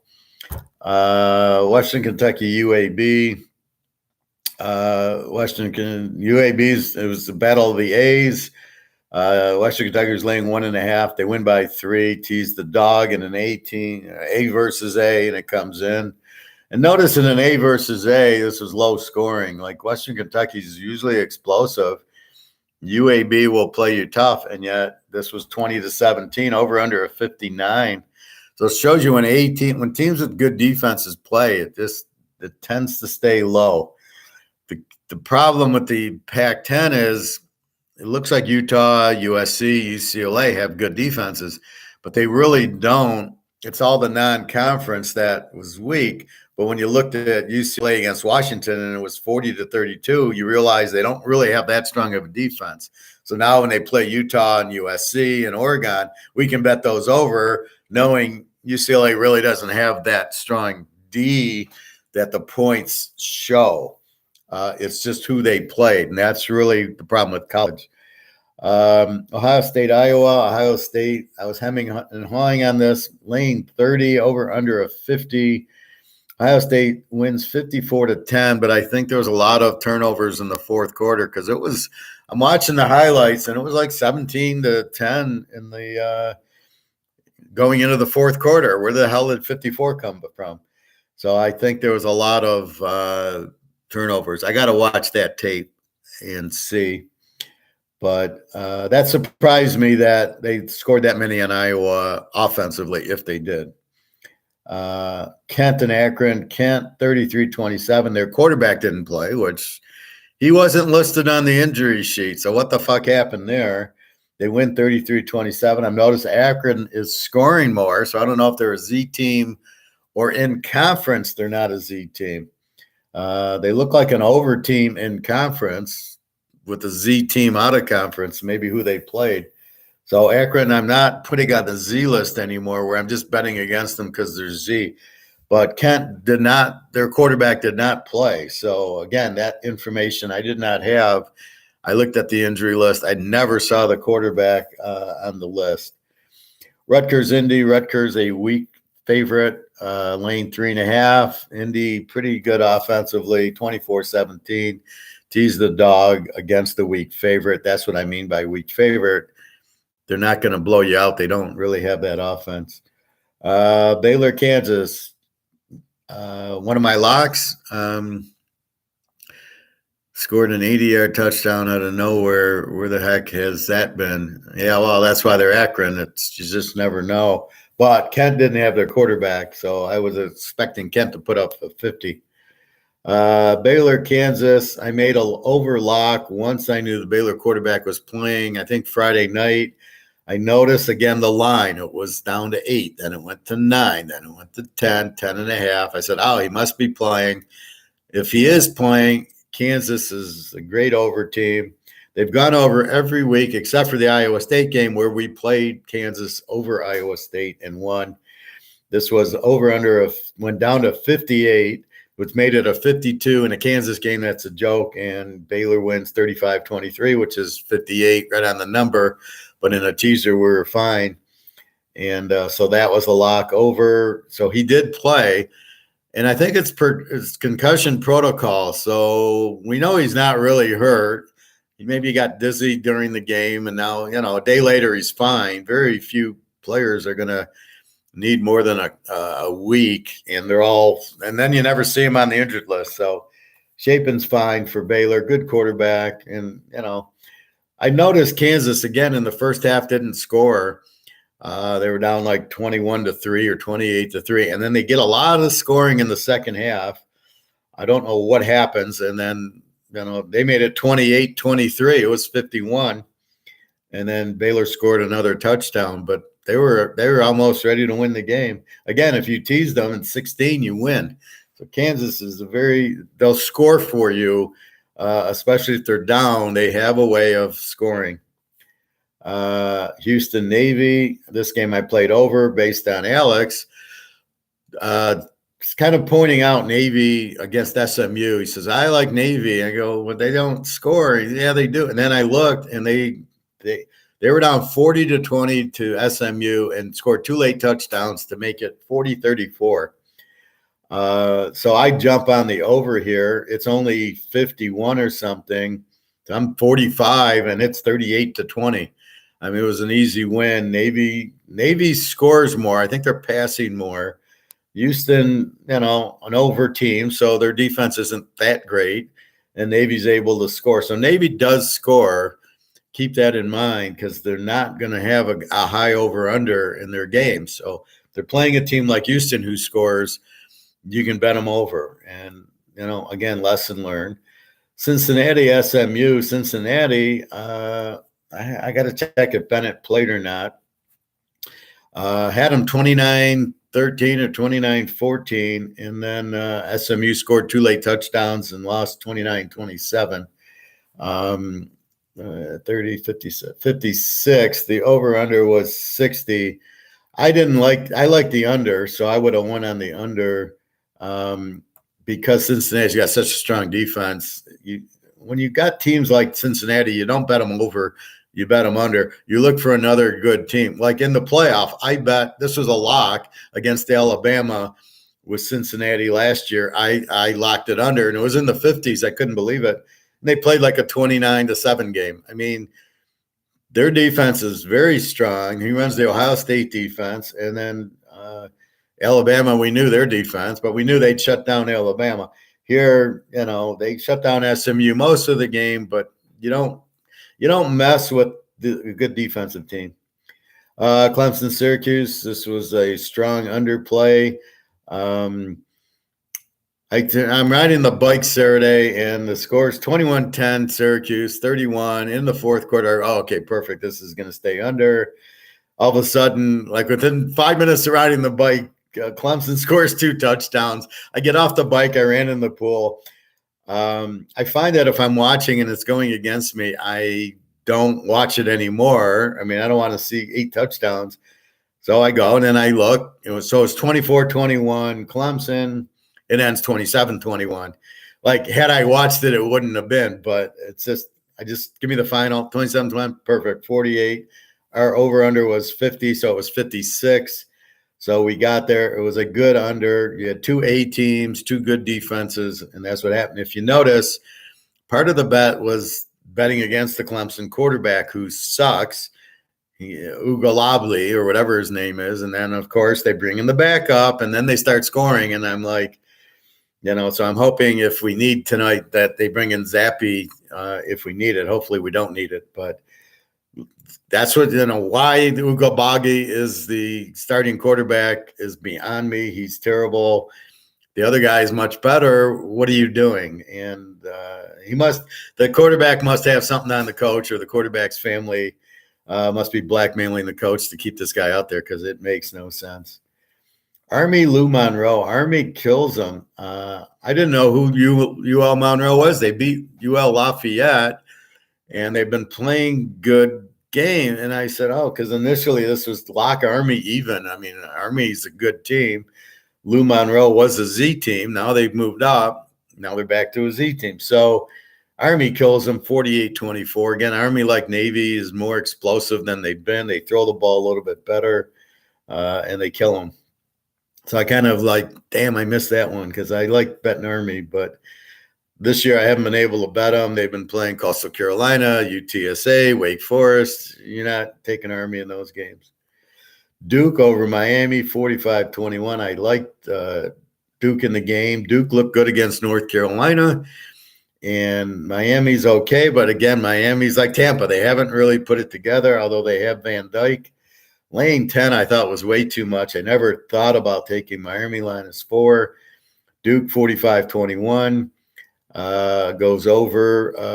It was over 58, so that goes over. Miami had 8 turnovers in the game. I don't know if there were fumbles, drop punts, or interceptions. I don't think there were a lot of interceptions, but yeah, anytime you get a lot of turnovers, that's really where you get the high score. That's probably what happened in the Ohio State game.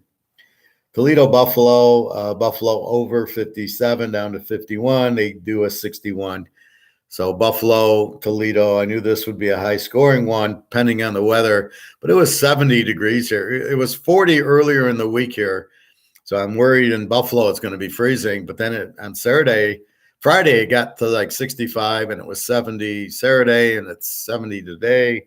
So I'm like, okay, Buffalo gets pretty much our weather in Detroit. And once it was nice weather, then the over made a lot of sense. But you got to watch the lake. If it gets really cold, they can get snow, and you got to be careful. Bowling Green Central. Central's terrible. They're definitely a Z team.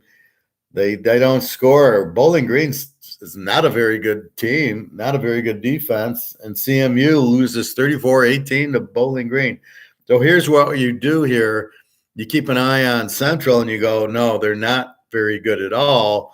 In fact, we're going to forget the stats, look at what's happening, and make them a Z team. This is the 3rd or 4th game in a row they're not scoring. So we're just going to bet against them as the only thing. Ohio, Northern Illinois. Ohio wins 24-17 as a home dog. I thought Northern Illinois would score more. Neither team really – this is a confusing one. Neither team really has good defense. And you would have thought this would have been high scoring, and yet it's 24-17. So these are the games that you don't understand. 2 high-scoring teams with weak defenses giving up over 30 a game, and it's 24-17. So that's why I don't bet all these MAC games, because I don't know. The numbers say they give up 30 a game, and then it's a 24-17 game. So I don't know. Eastern Michigan, Ball State, same thing. 2016, Eastern gets the win as the dog. Over under 58, 20-16. They both have over defenses. So now you're questioning these over defenses. I got to look at where the hell they're coming from. That Ball State, I think, played UCLA or Tennessee. They played one of them, and Bowling Green played the other. So that's 60 points that I can see. Do I wipe that out? I don't know, but it's certainly not an over team. And then here's where you kind of make little adjustments. Wait a minute. Ball State Eastern's not high scoring. They're not, don't play the over in the games. They're not scoring. Although Eastern killed Western, they put up 45 there. So now you go to Western as the bad team. Vegas and Notre Dame. I don't know if their quarterback played 44-21. I thought the Leprechaun would go crazy. 26, you win with lane 20. They win by 23. That's about what I thought. I didn't think Vegas would score much. The over-under on the game was 47.5, and Notre Dame puts up 44. Notre Dame wins your over if you can bet them. Vegas is kind of weak, but their quarterback's good if he played. He was concussion. A lot of these quarterbacks were concussions. So they're really not hurt, and they'll all play the next week. So I think he must have played if they scored 21. West Virginia, Texas Tech. West Virginia lights up Baylor 43-40, and then puts up 10 on a weak Texas Tech team. So, again, was there an injury? What happened? Where did they only get 10 points? Over 65 is 59, and it's 48-10. So you just question where did West Virginia go? How do you score 43 on Baylor and get 10 on Texas Tech, who doesn't have a defense? So I don't trust West Virginia like I trust Baylor, Oak State, TCU. Those teams I trust. That's why I don't trust these West Virginias and some of these weaker teams. Rice and LT. Rice shows up. They didn't show up last week. I lost with them over. This week I don't play them because I don't know who they are, and they go 42-41 in overtime against L Tech. Both highly explosive teams. Over under was 57. They play an 83 with overtime. So I don't know what the score was before. Probably something in the 30s. BC Wake Forest. We have Wake Forest. Hartman 20 down to 14. They win 43-15. BC's terrible. Very weak offense and terrible defense. Wake, we know, with Hartman's very strong team. Northwestern Mary, I don't know if Tagliavua played, or Northwestern Helsinki. Again, the quarterbacks are all questionable with these concussions, so you don't know. The line moved a little to Mary minus 14.5, but Mary wins 31-24. Very confusing. That's why these middle of the road teams, you just stay away from. Purdue, Wisconsin, 35-24. Purdue has a lot of injuries. I showed you a lot of wide receivers are out. Probably turnovers for Wisconsin. They have a way. They play Purdue always. Even with Drew Brees there, I remember having a bet. I bet big on Purdue with Drew Brees getting like 9 points, and Wisconsin beat them by 10 or something. Way back then, that strong defense has always given Purdue problems. So 35-24 Wisconsin out of nowhere. I mean, they're very, very confusing teams. Liberty kills BYU 41-14. I talked to my BYU pal and says, yeah, they're just in a flux right now. And it looks like it. Liberty should never have blown them out. BYU is favored by a touchdown, so I don't know where that came from. Again, just stay away from BYU. Teams just go through funks, just like Tampa and Green Bay are doing now. You just stay away from them. Let them start playing and winning. Then you jump back on. But if they're losing and they're playing bad, just stay away. Stay away from BYU. UCLA and Oregon are free play and our lock. Oregon lanes 6.5. I don't get tempted. UCLA and 12.5. I look for the over at 71, and I go, it's going to be high scoring. And it was 45-30, a 75. We covered early in the third quarter. Again, with 70, all we need is 64. So we got there, I think, middle of the third quarter. Before that, it was like it was 38-23, put it at 61. So then we got one more touchdown in the third quarter, and it was over. That's what I like, is the teams you trust, the teams with good quarterbacks, the teams with explosive, good coaches. We knew what we were going to get, and we got it. Oak State, Texas, the unbelievable spread. Texas lane 6 at Oak State made 0 cents, went down to 5.5, and Oak State wins 41-34. I didn't even pay attention to the over of 60 because I was so excited to get TCU in 12.5. I locked this game as soon as I saw the line. I had to recheck it going, did they make a mistake? And I see Oak State, I have -7. They came out. I looked 2 or 3 times on 2 or 3 sites. Are you sure Texas is favored by 7? And it was, and I immediately bet Oak State with the UCLA over. That's our Monday. Like, okay, that's our lock. I just quickly checked for injuries. Is Spencer Sanders playing? There was one receiver who apparently didn't matter. Texas, the line jumped because their quarterback played. Who gives a shit?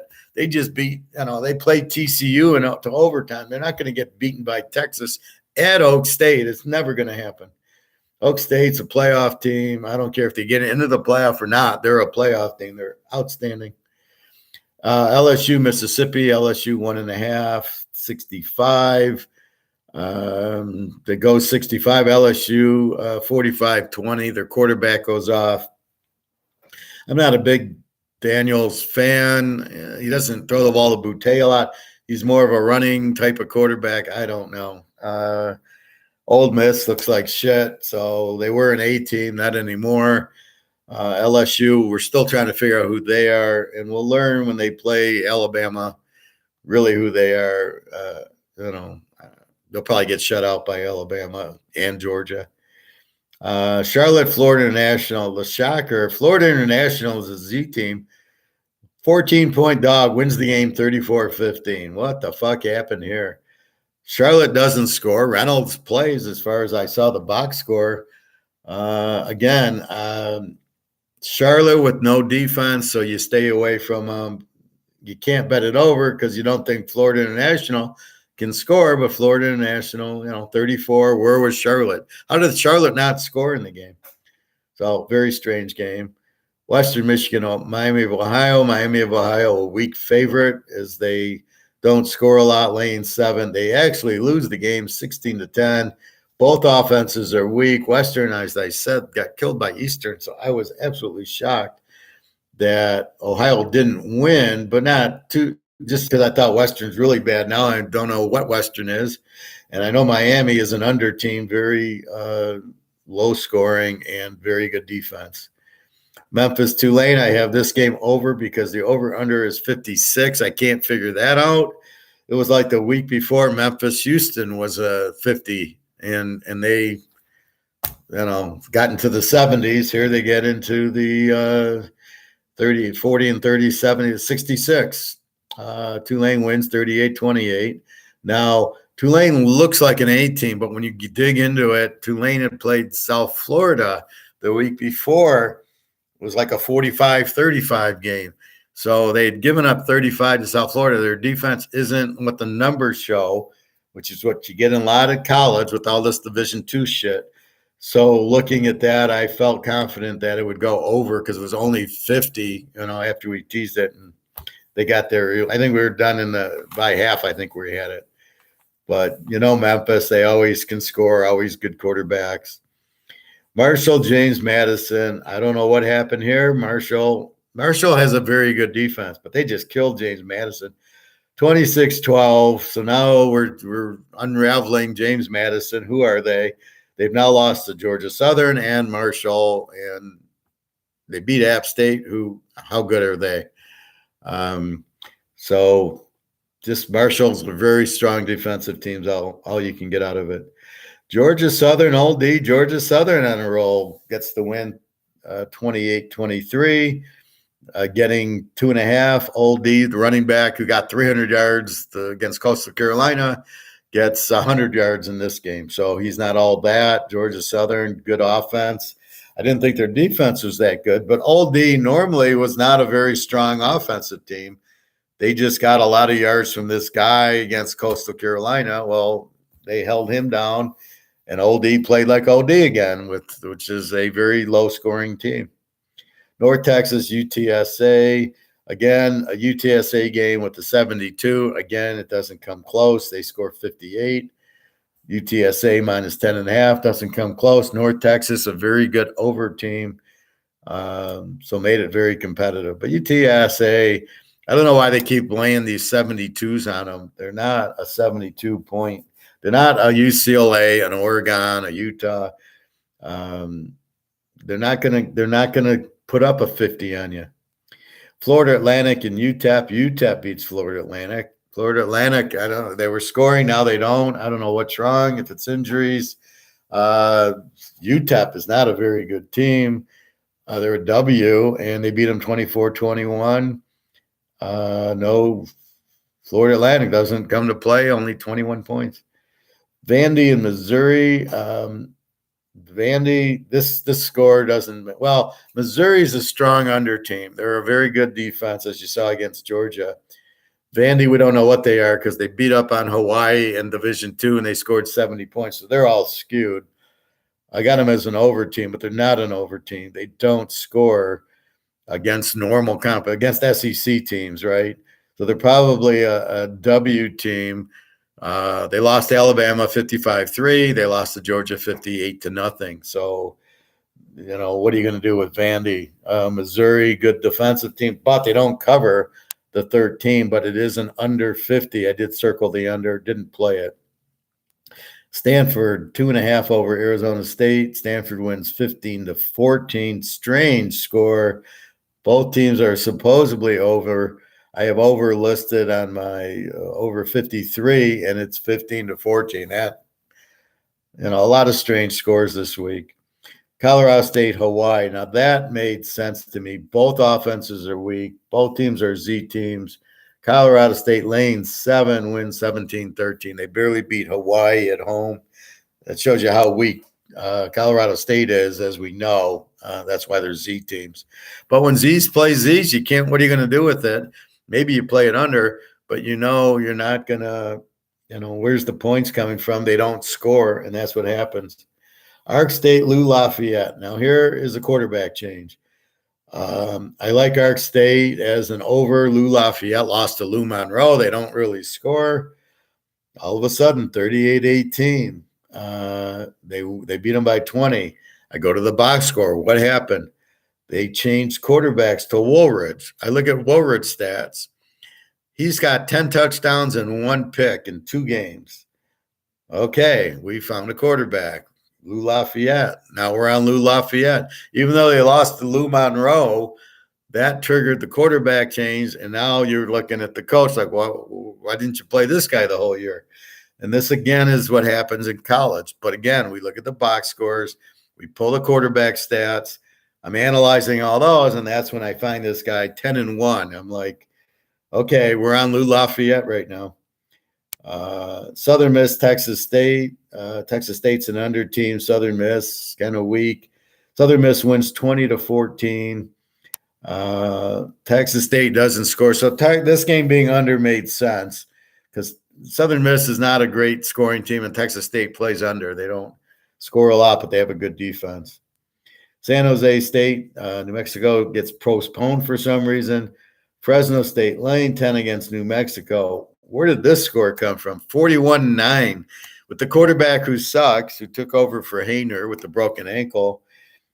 41-9 on New Mexico with that great defense. So hard to figure that one out. We'll keep an eye on Fresno State. All of a sudden, a 41 against this defense is very impressive. Hey, Sean, James Madison, quarterback, was injured. Okay. Did he get injured before the game or during the game? James Madison. Well, so the question is, how seriously injured? They still gave up 26 to Marshall, and then so now they're off 2 losses in a row. And if he's injured, that's 3 losses. If he's playing, maybe they get mad and win this week. Boise Air Force. I thought this would be low scoring, and it was. Boise, a very strong defensive team, under weak offense. Air Force. Boise knows how to handle the Air Force. Air Force was laying 2. Boise wins 19-14. Exactly what I thought. Low scoring game. Boise is a under team. They don't have an offense anymore, but they've got a very good defense. Them and San Diego State will be a very good defense if they haven't played yet. Alabama, Mississippi State, my loser. Analyze it. They're Alabama laying 21. They only win by 24. I thought it was a high spread.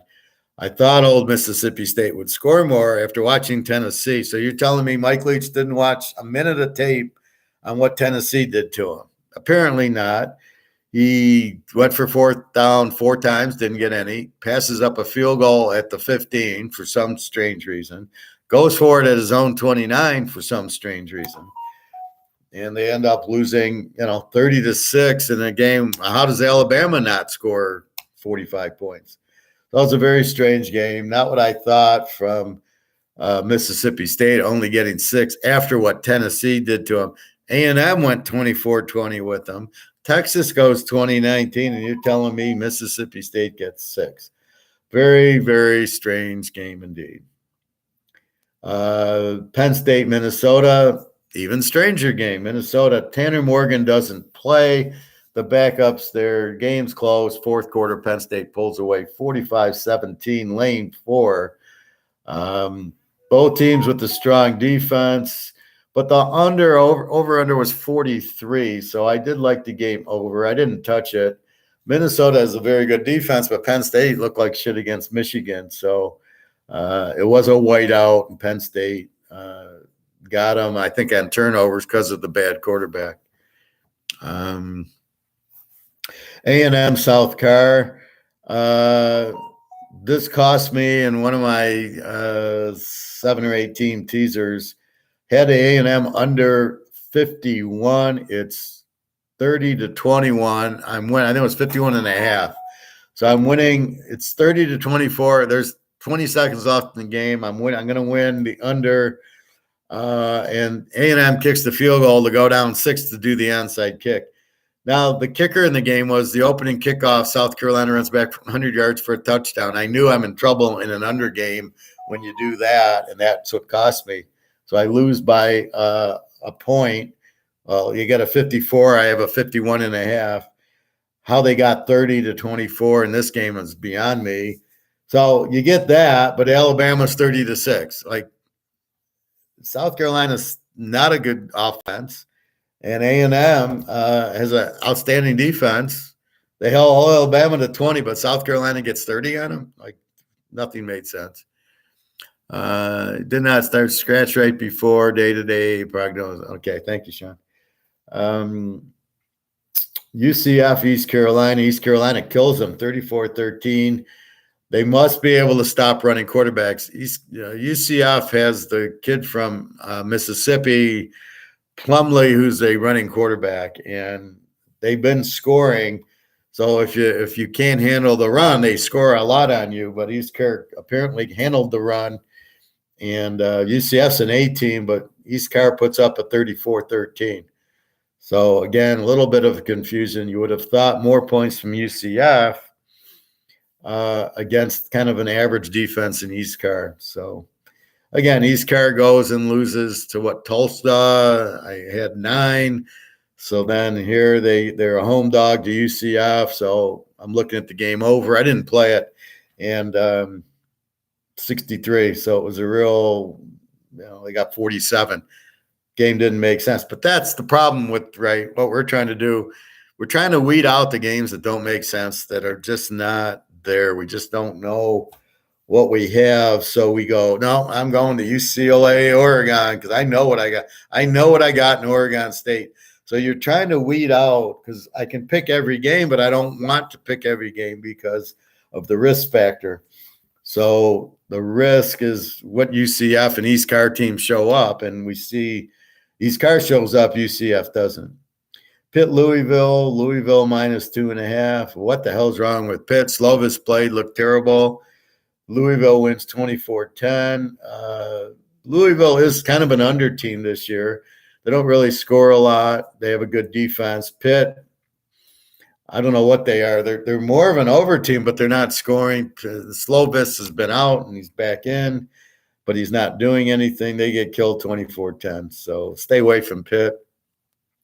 TCU, Kansas State, my gem of the night. The other free pick, TCU 38-28, was down a couple touchdowns early. They scored just before the half to make it, I think, 28-17. So I think they're down 28-10. They go 28-17. When they did that, I says, I know I'm going to win. Just before that, then it went 28-24. Then it went 31-28. Then it went 38-28. So I knew once I got that TCU was going to win. I have it minus 10. It's minus 3.5. I have the over circled, but I don't like playing Kansas State as an over, which went from 59 to 55, which made no sense. It ends up being a 40 and 30, 70, a 66. You got a 66 on a Kansas State game. It's unbelievable. But TCU puts up 38 on a Kansas State team. Look at that offense, right? Beautiful offense. They did the same thing to Oak State. So they go over, but normally I would have played it over, but it was such a bad line that I took the line. I took the 2.5, and they win by 10. So that's stick to your guns. Don't let anybody talk you out of it. If you like TCU and you lay 10, the spread's 3.5. Don't let anybody say, well, there's this, that, and the other. Going, hey, I got a double teaser because I already got it from 10 down to 3.5, and now plus 2.5. I already got the teaser, so I got a double teaser in this game. So I really had a 12-point teaser to go from 10 to plus 2, and they win by 10. Colorado, Oregon State. I have this game under. Oregon State, a very good under. Switch quarterbacks. Nolan got hurt. His neck's hurt. He's out. The backup looks pretty good. Colorado stinks. They're the Z team, 42-9. Over-under was 50, 56. They score 51. We got the win. So Oregon State's another good defensive team, but now they switch quarterbacks. So we got to see what we got there. But they look much more explosive. And that's what happens in college. They switch quarterbacks, and you've got to be cognizant that they're going to switch quarterbacks. And when something looks unusual, when they put up 42 points, what happened? Oh, they switched quarterbacks, and he light up. Now, he lit up Colorado. He didn't light up Washington State. They beat Washington State 24-10. So now you're kind of, okay, it's a little bit better. I still think they're under, but we'll go from there. Wyoming, Utah State. Utah State, I think their quarterback's injured. They lose 28-14. It's an under game, over under 44. I liked it under. And that's what happened. Utah State just doesn't score, which is surprising. They're really Arkansas State, which has a pretty good offense, but their quarterback, I think their first two quarterbacks are out. Wyoming doesn't do much, but they got 28 on them. So Utah State's got kind of a weak defense. They're a W team anyway. So I don't know. A little surprised Wyoming got 28, but not really. Washington, Cal. This reminded me of so much of San Jose, Fresno State. I played it a little bit. Washington State, 7.5, cut it to 1.5, and prayed like hell. And 28-14, Cal makes it 28-21, has the ball late in the game, and I don't even watch. I wait. Okay, 28-21 is the final. I won with Washington, scared out of my mind. These road sevens are extremely difficult that you think, oh, Washington will kill Cal. Cal's got an outstanding defense. We know Washington's offense, but this is what happens when defense plays offense. It's low scoring. The over-under on the game was 54. They get to 49. That's it. They barely, if you took it over 48, you barely win with it. But where's the 70-point Washington game? Not against Cal. So that's what you got to be cognizant of. If they play UCLA, if they play USC, if they play Utah, you're going to get a 70-point game. But against Cal, Cal's got a strong defense. They probably played too deep zone and kept everything in front of them, and Washington wasn't able to light it up. So they win 28-21. But that's why you got to be careful. Even though it's 7 down to 1, it's not automatic. And last but not least, San Diego State, Nevada. Both teams have weak offenses. San Diego State's lean 7 and 35.5. Can you believe this under? And guess what? The under wins. 23-7, San Diego State. Nevada just doesn't score. New coach, new quarterback. They're a W team. San Diego State doesn't score. They're pretty good defensive team, no offense. The over-under was so low. This would have been a lock if it was like 44. I would have locked it under 50, but that's the problem. When you get to 35, it's very hard to go under 41.5. Yet it was 23-7. You would have got away with it. So that's college from last week. Really not a lot of surprises. The major teams won. The only really one that screwed me up was Alabama off of a loss, winning 30-6. I mean, against Mississippi State, who, that really surprised me. Ohio State putting up 54 surprised me. Again, I got to watch the tape. I believe there was a lot of turnovers because I think it was 17-10 in the fourth quarter. And all of a sudden, boom, I know I saw a pick and it was 24-10, and then I turned it off. Baylor, Kansas is killing me. It's the second week in a row. The quarterback waits till game day. The line jumps up. And again, it's a lock over because like the Oklahoma game, you knew they were going to score a lot. That game went way over. This game goes over. Not way over, but over. Kansas, the backup quarterback's fine Bean. So you think it's Daniels, the option quarterback is the difference, but he could pass. He gets hurt. Bean comes in, not a problem. Boom, boom, boom, boom. He scores. He seems to take the first half off, but he gets you there in the second half. So, again, I don't have lines, but let's take a look at next week. VTech NC State on Thursday should be a very low scoring game if we can get a decent over under. NC State's quarterback's out. They're going to play low scoring. They got a great defense. VTech can't score on anybody, have a good defense. This game should be under depending on what we get. Utah, Washington State. Oof. This is a toughie because Washington State with that defense, this is not what you want with a Utah game because you got a very high scoring defense, which you want to go over, but you can't because Washington State doesn't score and has a very good defense. So my line right now is Utah by 10, but you got to be careful. And if the over-under is too high, this is an under with Washington State's defense. So be very careful. Play it like you did against, figure the score that happened with USC. I think it was 30-10. We played it under, or maybe it was 30-17. No, I had Washington State and 19 in the game, and they lost by 16. So they lost 30-14. So that was a 44 with USC, right? So figure similar score here. Utah's got a good defense, and we'll have one against Washington State. So if they come out with a 60-something, we're going under. If it's in the 40s, we'll go over, but I don't know. Whatever the USC game was, let's see, what was the USC?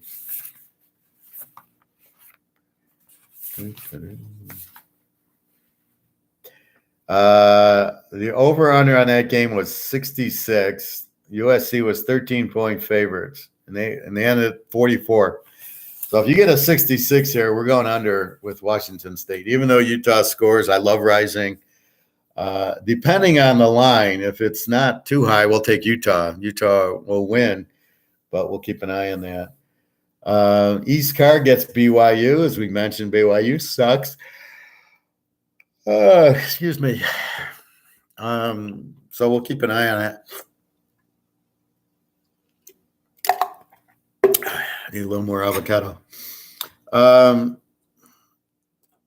we'll keep an eye on this line, but BYU's terrible. I don't know what's going on.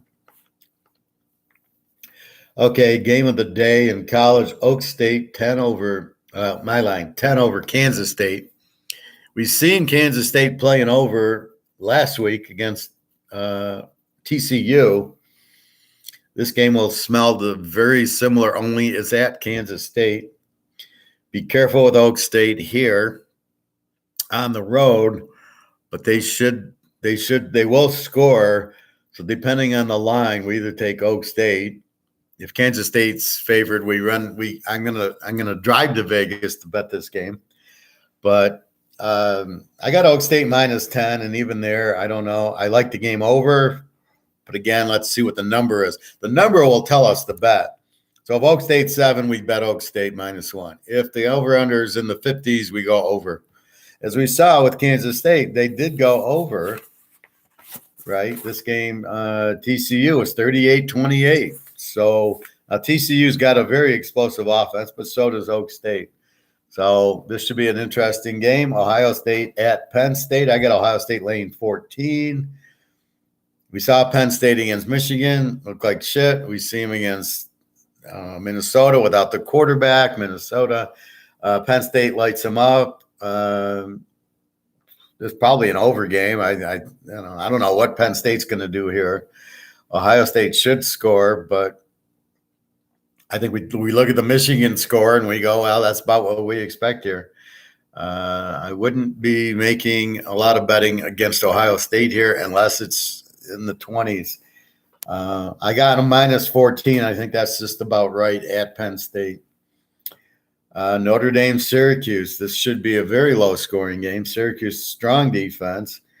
On 18, they still played Clemson very well, 27-21. I would expect a 40-point game here.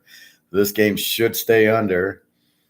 Arkansas, Auburn. I am praying Auburn's favored. I got Auburn by 3 at home. I'm praying if Auburn's favored, this could be a lock on Arkansas. They're very strong. Jefferson's playing. Auburn would be a weak favorite against a very strong Arkansas team. So I'm hoping this is the difference between playing a game and not, is the spread. We get Auburn favored, it's all Arkansas. Arkansas's favorite. I'm not taking Auburn. Then I got a dilemma, and it loses value. So if you get the right team favored, it sets up the locks and the strong bets. TCU, West Virginia, in West Virginia. TCU just played Oak State, just played Kansas State. Here they go to West Virginia. West Virginia at home plays Baylor 43-40, goes to Texas Tech and scores 10. Now they're a home dog to TCU, I'm assuming. Again, this is all based on the line. TCU has the type of offense and quarterback that will score. I don't think West Virginia's got a defense. I list them as an over team. TCU is a strong A team. They're a very good offense. Their defense is fairly good, but against an Oak State, they're not going to have a great defense. Against Kansas State, they held them to 28. So again, this is a very we got to get the line on this, but it could be an over TCU West Virginia. I think West Virginia just seems to play better at home. So we got to check that out. I have a weak quarterback. So the quarterback throws a lot of interceptions for West Virginia. I've added this in my description. If you have if your offense gets like 300 yards a game, I'm calling it a weak offense, just for my notes. But when the quarterback has 4 touchdowns and 8 interceptions, I call it a weak quarterback. So I got that for West Virginia. Like Miami of Ohio, I just say they have a weak offense.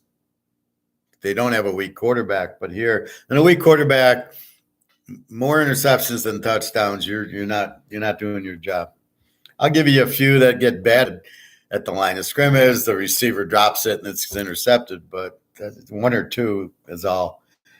Very interesting game. Oklahoma, Iowa State. Look for Iowa State to win here. Look for Iowa State. Just shuts them down. They are very strong defensively, as you saw against Kansas and as you saw against Texas. Do not be surprised. Iowa State gets the win. I mean, they play these teams all the time. People don't think Iowa State's any good or whatever. They are outstanding defensive team. So keep that in mind. This game should go under. Well, let's see what the line is, but I could see taking Iowa State or the under in the game. Miami and Virginia. Who is Miami? I don't know. He's totally killed Van Dyke. He's not doing what he normally does. Virginia's an under team. Look for a low-scoring game here, probably. Northwestern Iowa, first team to 7 wins, right? This game will be extremely low-scoring. Iowa still has that strong defense. Both offenses suck. I don't know if Helinski played or not for Northwestern. It doesn't really matter. This game will not get to 20. Again, we got to watch the line. And again, you want to bet the line early. If it comes out at 42, by Saturday, it's going to be 38. That's why we bet it today or as soon as we can, because we know it's not going to last. People will see it and go. That's why we're ahead of the curve. I'm already ranking. I know this game's low scoring. If I get a 42, 43, it's a under today. I don't need to wait till Saturday to bet it like the Sharps do. Unbelievable. Florida, Georgia, my Georgia team. Curious what this line is. I got it minus 14, and I'm just praying it's that low. Florida will kill them. They'll shut them out. Depending on the line, if it's 20 and under, I'm going to bet on Georgia. If it's in the mid to upper 50s, this will be a lock under. Florida won't score in the game. Georgia, will have a little bit of trouble, but not too much. Oregon, Cal, we're like the Washington State. So I got a couple of games like that. I got Oak State, Kansas State. I got Utah, Washington State. And now I got Oregon, Cal. I got that powerhouse offensive team playing the strong defensive team. It sucks. Oregon, Cal. I got Oregon laying 10. They're not at home. They're against a strong defense in Cal, who just played Washington 28-21. So I don't know what to do with that. Again, these stupid commercials. All right, what's going on here? Derek, UCF is a mystery, losing and not scoring. They're a running team. East Care can play, so I guess East Care didn't, is good against the run. Bobby, someone needs to tell Auburn that it's not against the law to score points. Well, the problem is both their quarterbacks are injured. So they're playing third string quarterback with the new coach. So they just don't have the offense. Yeah, I agree. Iowa State often seems to have OU's number. Well, they got a lot of teams' number. Look at them against Kansas, 14-11. Laugh out loud. Yeah, it will end 6-3 in double overtime. Yeah, the Iowa game, I assume. Um, Absolutely. All right, so Oregon, Cal, again, look at the number.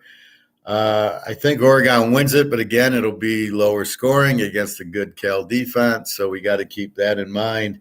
But we can't jump over on the game. See, when you get the UCLA, USC, Utah, Washington, and Oregon playing each other, it's over. It's covered every time we played it. I've locked it, I think, every time, and we've won every time. They go into the 70s and 80s.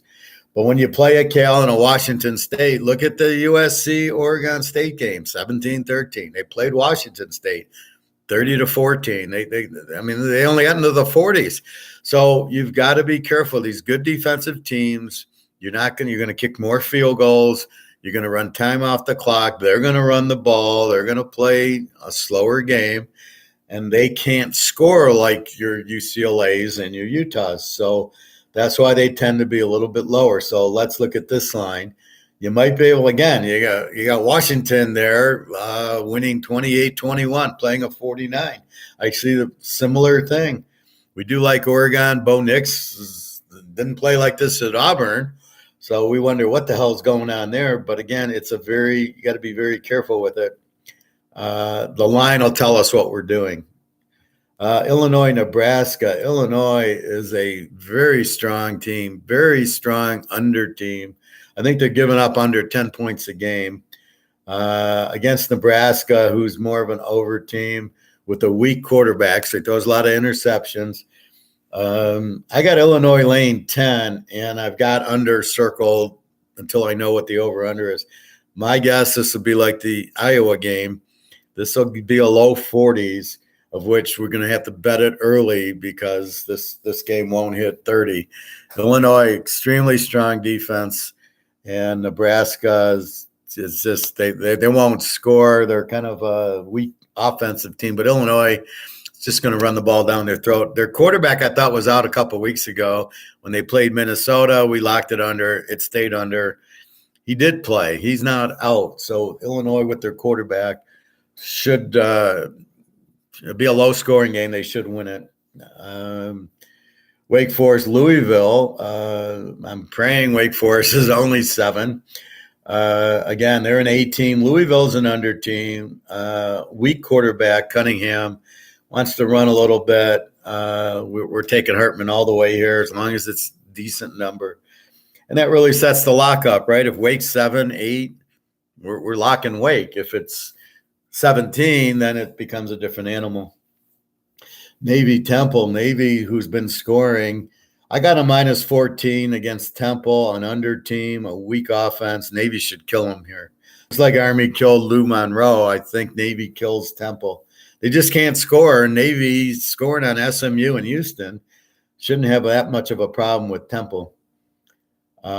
Cincinnati, UCF, good game. Again, UCF, they didn't show up last week.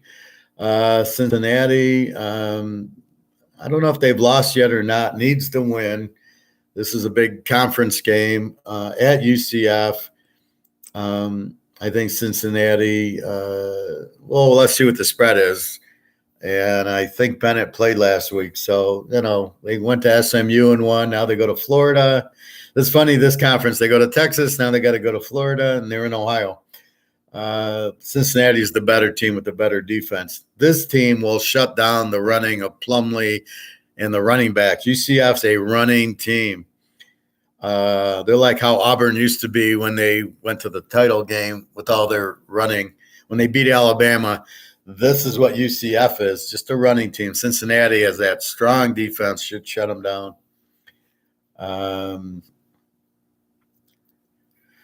USC at Arizona. USC, I have -14. This will be an over game. Arizona does score, does turn the ball over a lot.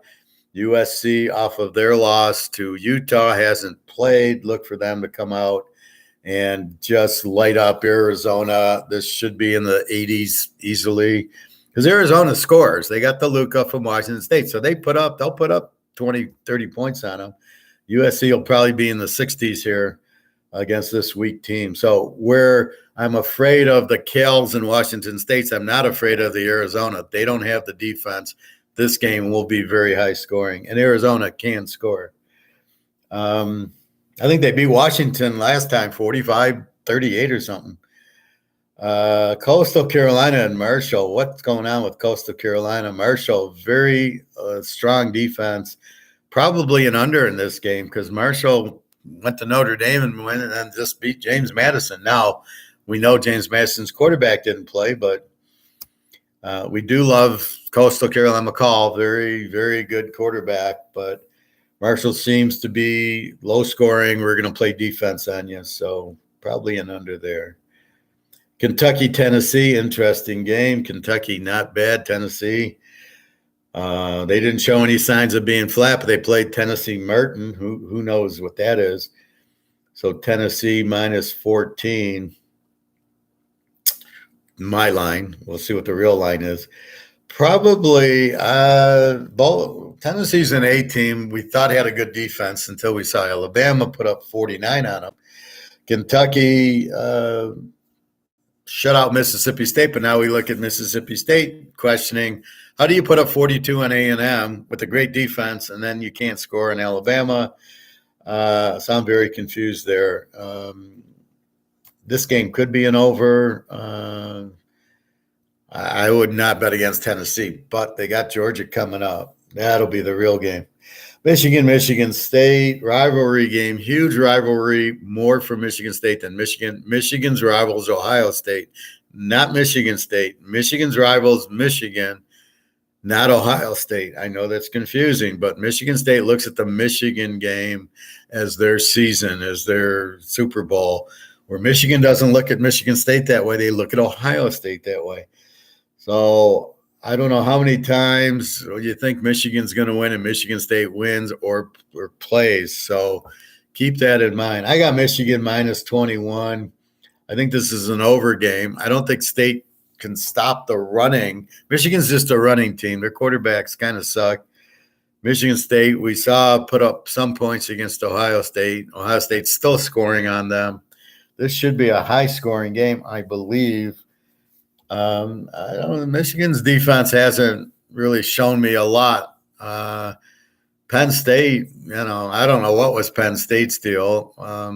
Michigan State can throw the ball. I don't know. This will be an interesting game, but this is one where Michigan State goes fourth down, fake punts, fake field goals, the whole 9 yards. So let's see what the line is here. But I got Michigan -21. Baylor, Texas Tech. Another over game. We know Baylor. We know Tech. It's at Texas Tech. I'm leaning more towards the over if it's not in the mid-70s. This should be a very high-scoring game. Again, we saw West Virginia go to Texas Tech and it's 38-10. That won't happen to Baylor, but I'm assuming it was more West Virginia than Texas Tech do that. But here I like the over in the game.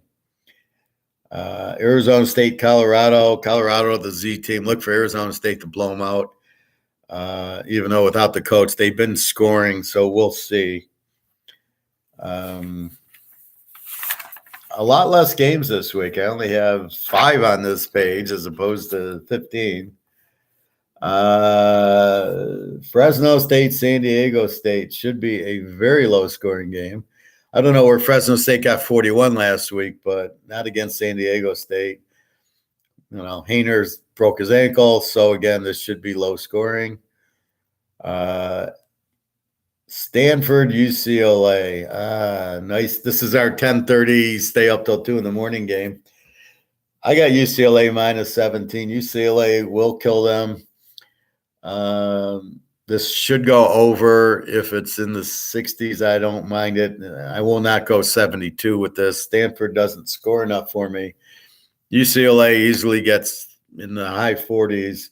Stanford should get into the 20s, so it should be a mid to upper 60s game. But let's see the over-under. It might be a little lower because it's Stanford, but UCLA will kill them, especially off the loss to Oregon. If the spread's somewhere in the teens, take UCLA. If it's in the upper 20s, we'll just play it over. And that is next week's highlights. Again, these are my locks that I choose. We'll see what the real ones. I'll look at that later. And that's really what you're looking for. That's how you get the Oak State lock, because we said Oak State 7 over Texas. They gave me Texas 6.5 point favorites. That's an automatic lock with a team like Oak State. That's what we look for. So if something's strange, if Louisville's a 7 over Wake Forest, you don't have to ask me. It's a lock. Take Wake Forest, because we think Wake Forest is 7 over them. Or if for some reason, Cal would never be. If Nebraska's favorite over Illinois, it's take Illinois. You don't even don't even worry about it. I'll be curious the Ohio State spread. I'll be curious the Auburn arc. If Auburn's favored, we're taking arc without a thought. We're just checking, is Jefferson playing? And that's it. So be careful. You must check the injuries. As long as, and go to covers.com, and as long as you don't see the guy, because at least they'll put you in and say he's questionable. I saw that 1 week. I saw Jefferson. I saw the Kansas quarterback. I saw the Oklahoma quarterback. They're all listed, so at least I know they're listed. They might not get updated Friday where the Oklahoma quarterback played, but by then, Friday night, we can see the line movement. And if the line's like Oklahoma went from 9 to 10.5, we knew he was playing. Now we can lock the game over because you're playing Kansas. I don't see Kansas this week. They get a week off. Huh? Maybe they're playing the Lions in the pros. They'll beat them. So that's what we're looking at. So that's phase 2. So we've got the games. We've charted the teams. So I brought in the stats, right? So now I go, any changes? There's not a lot of changes from week to week now because this is week 9. So they played 8 games. You kind of throw out the Division II games sometimes, not every time, most of the time. And then now you've got them. Now they're in conference. Now you really got a good feel of the team. We know who Oregon is. We didn't know who he was with Bo Nix. They lose 49-3 to Georgia. We go, this team sucks. Now we realize, I don't know if they'd play Georgia now, what would happen? Georgia probably wins because they pressure the quarterback so well, but it wouldn't be 49-3. And so that's what you're learning. And you're learning now. Washington was sucked before. They bring in the Fresno State coach, who's a strong offensive mind, and Washington is lighting it up. Still no big defense, but that's what you're looking. So that's what we're studying for, is who do we play? What new quarterback? Oh, shit, Lou Lafayette just changed quarterbacks, and he's got 10 touchdowns and 1 interception. Vegas, see, here's where we catch him. Vegas doesn't adjust the line for that, right? So does Lou Lafayette play this week? Let me see if I got a Lou Lafayette. I didn't go through some of these smaller teams. Lou Lafayette. I think they are. I remember writing them down because I got to go Laf versus Lou Monroe. And my girlfriend liked Lafayette. We're in Vegas when I bet the Ohio State game. She says, I like Lafayette. I just like the name. And they went 13-1 against the number there, 12-1 against the number. I didn't play them because they were playing Auburn, but they covered, and they covered every week. Lou Lafayette, where the fuck? I don't see them. So they could be playing Division II or just off. Huh. That sucks. I'm not. Oh yeah, they play. They play Thursday. They're the first game. Lou Lafayette plays Southern Miss. if Southern Miss is the favorite here, and we got this new quarterback, he will not be in the line. He won't be in the stats that Vegas averages out because they don't look at the new quarterback at Lou Lafayette. That's our advantage. They didn't look for Rising when Utah changed. They didn't look at Miami when Van Dyke changed.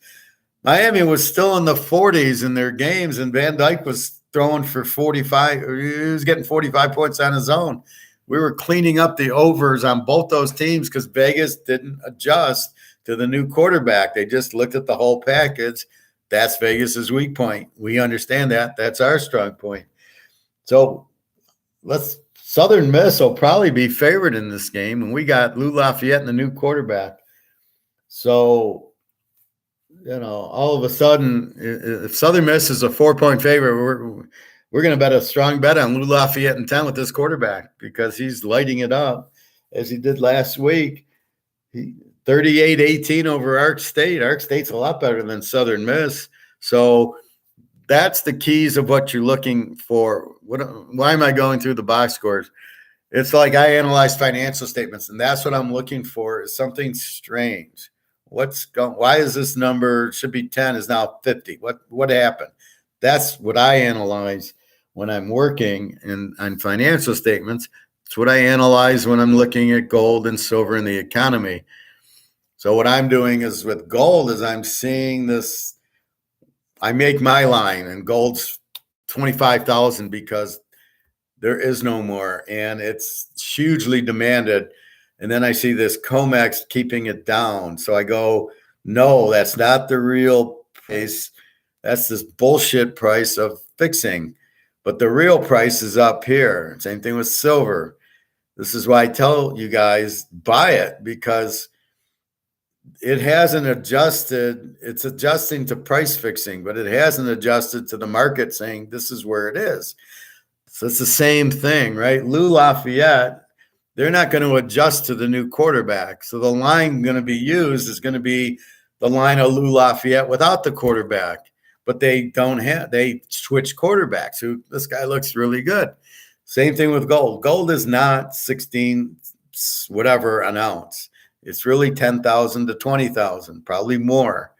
So that's really the clue of why I'm telling you you're buying a $10,000 ounce for $1,800 or $1,600. And then it kills me when they talk about premiums where like silver on COMEX is $18. So the guy will do the premium of $5. But I keep saying, but the premium's based on COMEX. You're starting at 18 and adding 5 to it. You should be at 500 or 1,000 for the ounce. Why are you using a premium? Because they can't figure out the physical market. They're not able to plug in the new Lou Lafayette quarterback and go, this is the line. They should be 10-point favorites with this quarterback.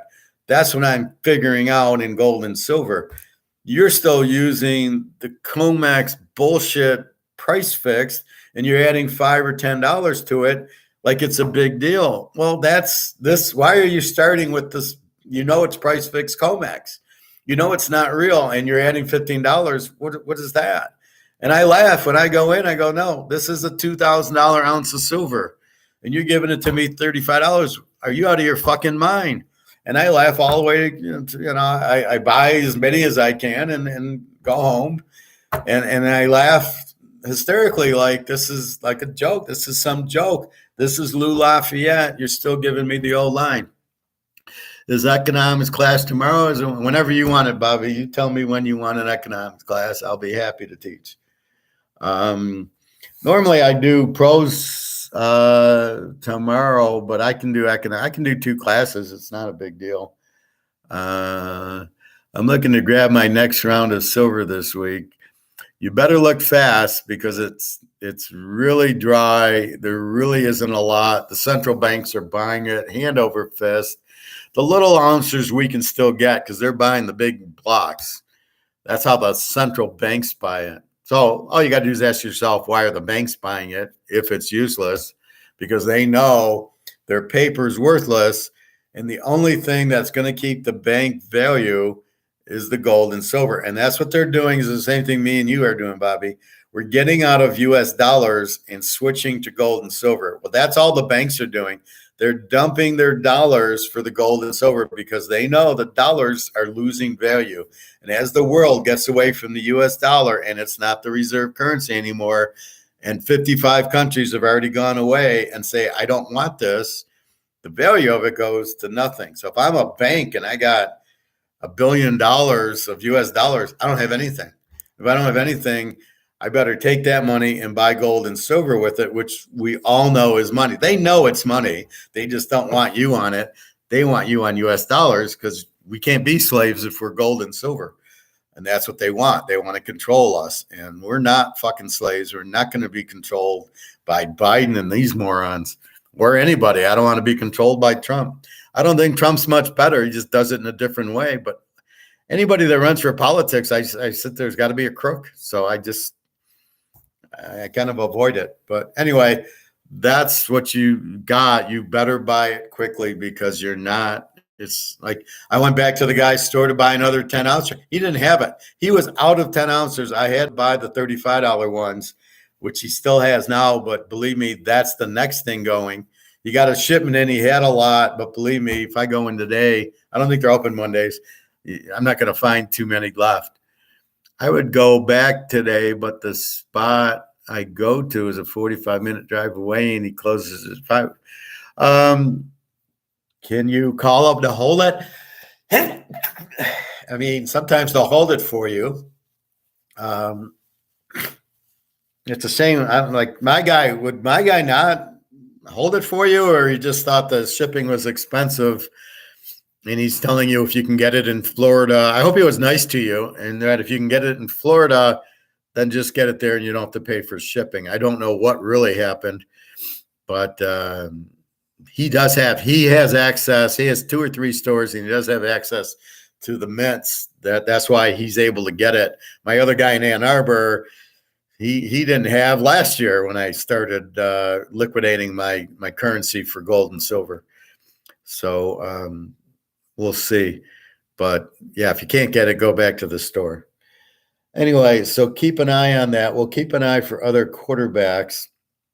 Clemson's another one where their backup is so much better than Uglialaglia or whatever the fuck his name is, but he keeps using them. So it skews the games when he starts Uglialuglia and we bet it under, and then he switches in the third quarter. He benches the terrible guy for the good guy. Well, if I knew he was playing the good guy, I would have bet Clemson. But Clemson was 13 over him anyway, and they wouldn't have covered. They won by 6, so they wouldn't have covered. The under was the bet, and we got away with it. But if he starts the other guy, Clemson rolls. And I don't know why he doesn't start him, but that's one quarterback to keep an eye on. Yeah, he was cool. He wasn't a prick about it, but just kept saying that I should be able to find a spot in Tampa. Okay. Yeah, because I tell him I do my show and I put up the receipt. And I said, go there. Now, he thinks I'm doing it for him. I'm doing it for you. I'm doing it so you can buy cheap and just FedEx it to yourself. I'm not doing it for the store. I did a favor for the store when I was working. My friend asked me about gold, and he went, and I went with him, and he bought $100,000 worth of gold on my okay. And I drove him to the store, and we talked to the owner, gave him a check for $100,000, and he got 55 ounces of gold coins from him. And now he's going back for silver, but I'm warning him he's not going to get the Buffalo silver. He's waiting for the Buffalo, and it's a 4-week delay. He ain't going to get it. So I need him to rethink. But I don't work there anymore. I need him to rethink and buy the 35s, pay a little bit more, but it doesn't matter. They're all 2,000 an ounce anyway. Just buy it. So you got to realize gold and silver, you are buying the coin. The coin will protect you. Do not buy the ETF or the IRA. That won't help you. If you're in an IRA money, I sell my IRA to buy physical. So I got all the coins. I showed you, right? And they're in the tens. So I think I'm going to pull a money heist and buy copper and then put the copper in the safe, and if somebody robs me, they'll take the safe, and they think they'll do well, and they'll have copper, not gold. So buffalo silver is better than a regular coin. What do you mean regular coin? Do you mean the Eagle silver, or do you mean a regular, quarter or whatever? Please clarify. I'm not following. So regular coin, are we talking regular silver coin? Well, let's elaborate on that. A buffalo is an ounce of silver, basically. You're buying an ounce of silver.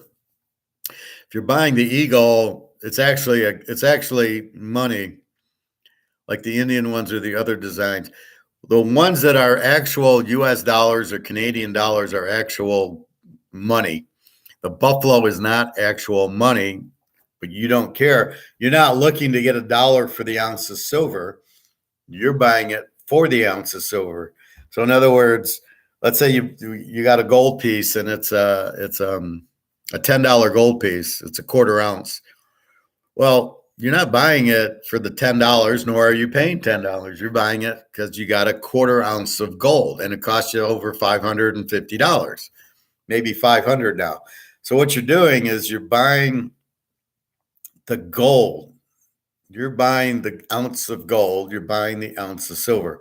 So no, the buffalo, the only real difference is it's not actual money, but it is silver, as if it's a Rolex. It isn't actual money. So if you own a Rolex, Bobby, and it's worth 20 grand, is it money?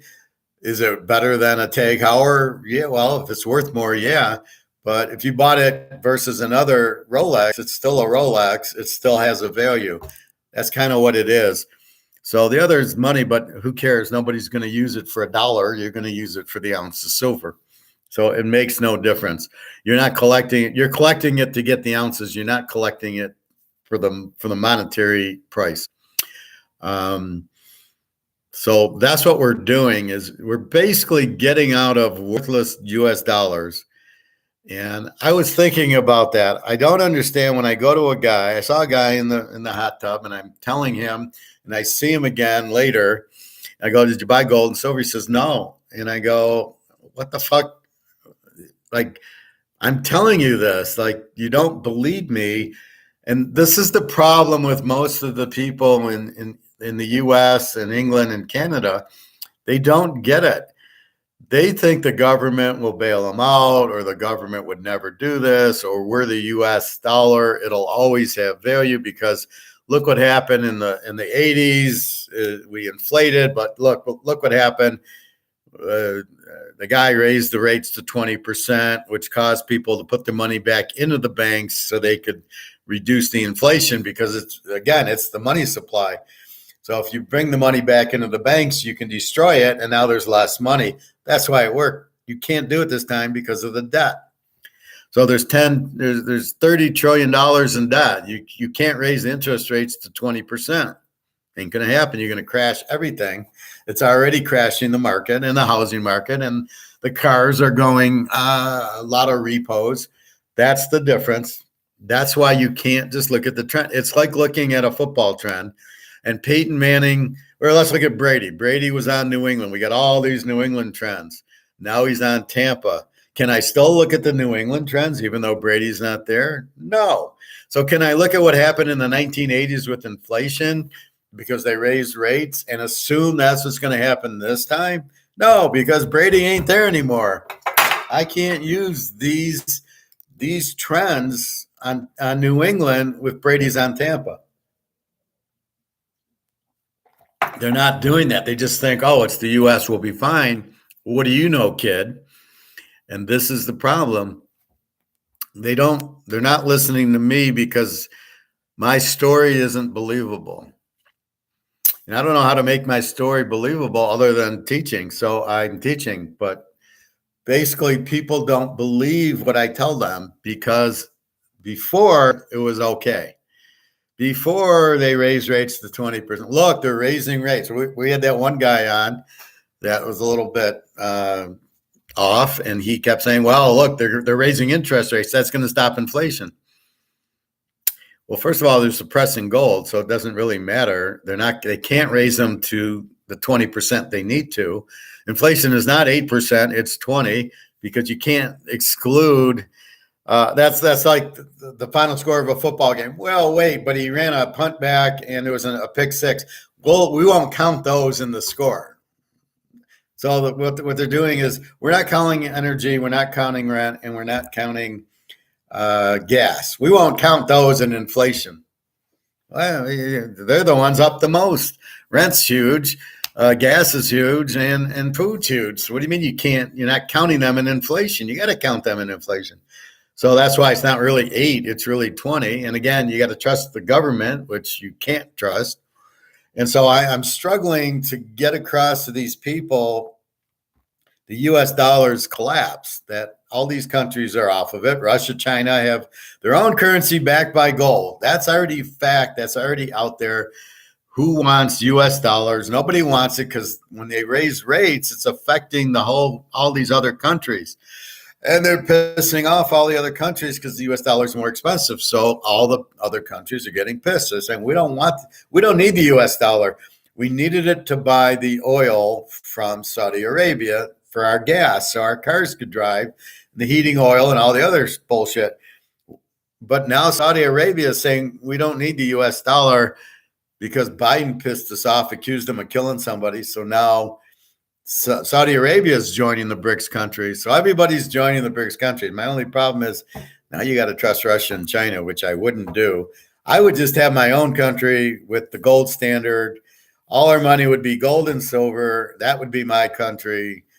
I don't need anybody else. And then you need some form of army. You need laws, and you need laws to protect businesses and people. You need some sort of army to protect the gold and silver. You need somebody to get the gold and silver and make sure it's pure. That's how my country would work. I wouldn't depend on any of these clowns, but I'd still have free trade. That's very important, the free trade. But that's what I would do. So how do you explain to people that the dollar is gone, it's going to go to zero, and your only out is to get out of the fiat currency, which is it's just printed, it's worthless, it's just paper with a president's face on it, and it says 10 or 20 or 100, and it's all going to zero. And you need to buy gold and silver to get out of it, because it's the only asset that's going to protect you, or maybe a Rolex, or maybe a Mantle card.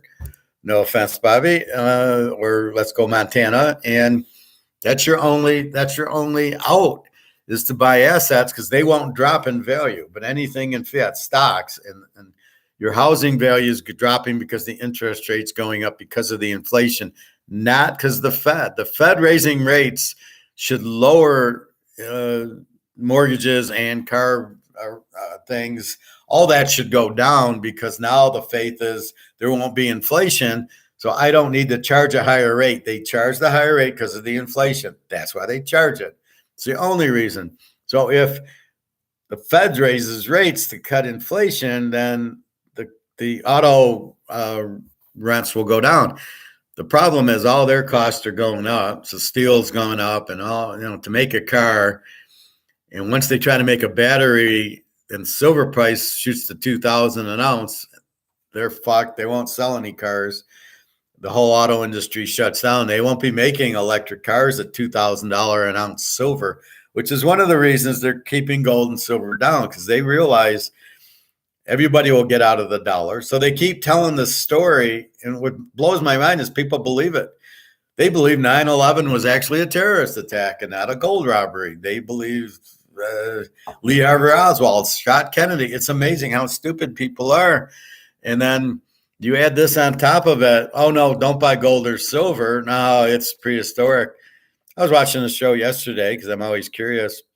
And the guy's promoting Bitcoin. Well, Bitcoin's low. Buy it now. Buy it at the low. And I just negatived him and said, you're an idiot. Who would want Bitcoin? What is Bitcoin? It's not money. It's certainly not money, and it's certainly not gold or silver. Why would it go up? It's in U.S. dollars. So as U.S. dollars go to zero and you own Bitcoin, guess what? It's zero, because it's priced in U.S. dollars. It's not gold does not need to be priced in U.S. dollars. Gold is its own money. It's priced in gold. What can I buy with gold? Well, what does everybody want? Everybody wants gold. If you have gold, you can buy a house or a Mercedes. So gold will be accepted. That's the point of gold. Bitcoin, not only is it not money and doesn't have any value, but it's not even accepted. Like I said, I can't accept Bitcoin here. I don't have it. I don't want it. You can pay me in gold and silver. I'd be happy to accept it, but I'm not going to accept Bitcoin. And I take US dollars because, but then I go to the store and turn it into silver. I'm like Rumpelstiltskin. I can change paper into gold. So that's really what's happening is all these countries are pissed off by the inflation and everything's in US. So the Swiss has to go to US to go to Italy and buy lira, or Germany, or to Japan and buy yen, is because they need US dollars to buy these other currencies, which is absolutely ridiculous. It's a monopoly for the US. So the US, of course, doesn't want to lose it. Now that they realize it, that's why they're trying to haul in inflation, but you can't. It's already, the cat's out of the bag. You've got to go to 20%, which they'll never do. Nobody trusts it, and everybody's off of it. And everybody's running to the Russian Chinese dollar backed by gold. And they got, why does China have 25,000 tons of it and Russia have 15,000 tons of it if it's bad? Would Putin buy gold if it was stupid? We know Putin. We know he's a little crazy, but he's not stupid, and he's not going to buy gold if he doesn't think it's worth it.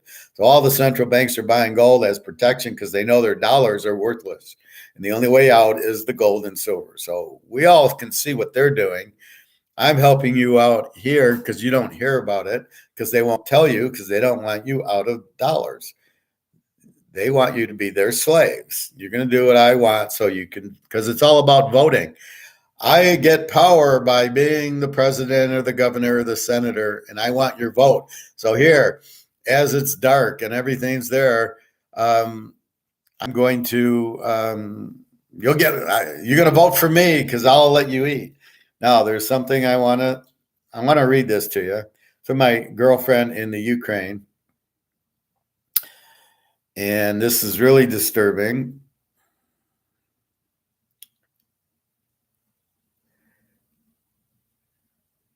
All right, this is what she just wrote me. The whole city is in darkness. The lights are not turned on nowhere. Terrible feeling.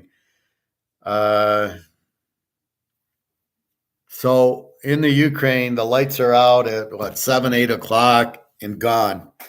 And you can't use your lights. This is what's going to happen to Europe, and it's going to come here. So they don't have energy because Russia's turning it off. So that's my point. So wake up, see what's happening. This is in the Ukraine, right? This is also happening in Europe.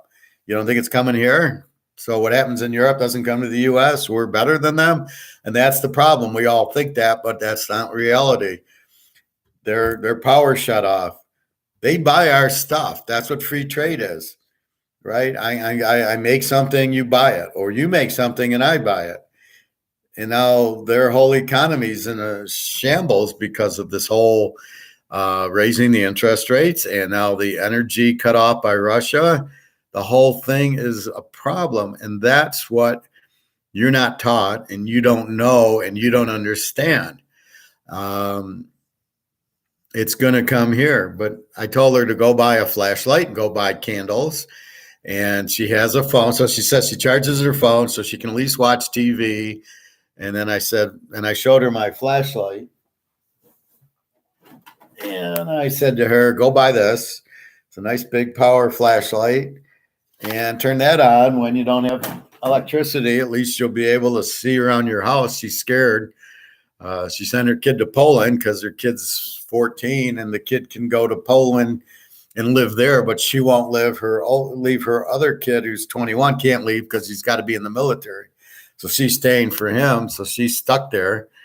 And there's no airports open, so I can't go there, and I'm not going to go there in the middle of a war. She says, come. I go, I'm not going to get bound on. It's one thing to be brave. It's another thing to be stupid and go for it on fourth down. I'm not going to the Ukraine where there's no airport and get missiles blown up on me. So we're gonna meet. Well, we're gonna go meet another country. Hey, Alex, how are you? What do you want to do tonight? Do you want to stick with New England? You want to trap the game? I'll leave that up to you. But everything else is in. Yeah, I'm at work too. uh, so if you want to trap it and bet on Chicago and 8.5 or whatever, stick with the Pats. Can we trust Jones? Yeah, but it's Mac Jones, so I'm a little. If it was Zappy, I wouldn't be asking the question. So maybe I'm leery from the San Jose State game when I lost 4 10-team teasers betting it. Yeah, O Jones is playing. He's healthy. Zappy, I'm hoping is when Jones won't be too bad. Yeah, I know. I didn't know it either at the time. So I'm a little bit. That's why I'm a little bit hesitant. Yeah, well, I think it's do or die for him, and he realizes it. And I think the bet here is the New England defense will shut down Fields, and all Fields can do is run anyway. So let's bet Belichick in the defense to hold Fields down. Yeah, if he throws, exactly. So okay, that's fine. Whatever you want to do. I got him in a regular 2-team teaser, and they're my lock. So we'll see. Anyway, good weekend. If Alabama wins, we could have won 2 big teasers. So I'm looking at next week's already. Okay. Well, you're lucky with Miami. Well, you saw my picks: Jets, Giants, and Seattle. They were all golden, and the overs. All right, so back to the economics. So that's what's happening. So it's coming here. The turning the electricity down, the heat in the wintertime in Europe is going to be really a bitch. They're not going to be able to turn on that much heat. In Russia now, I have a friend in Russia, and she says she can't even turn on her heat till November 1st. I mean, that's crazy. Welcome to communism, right? Oh, no, it's cold. Sorry.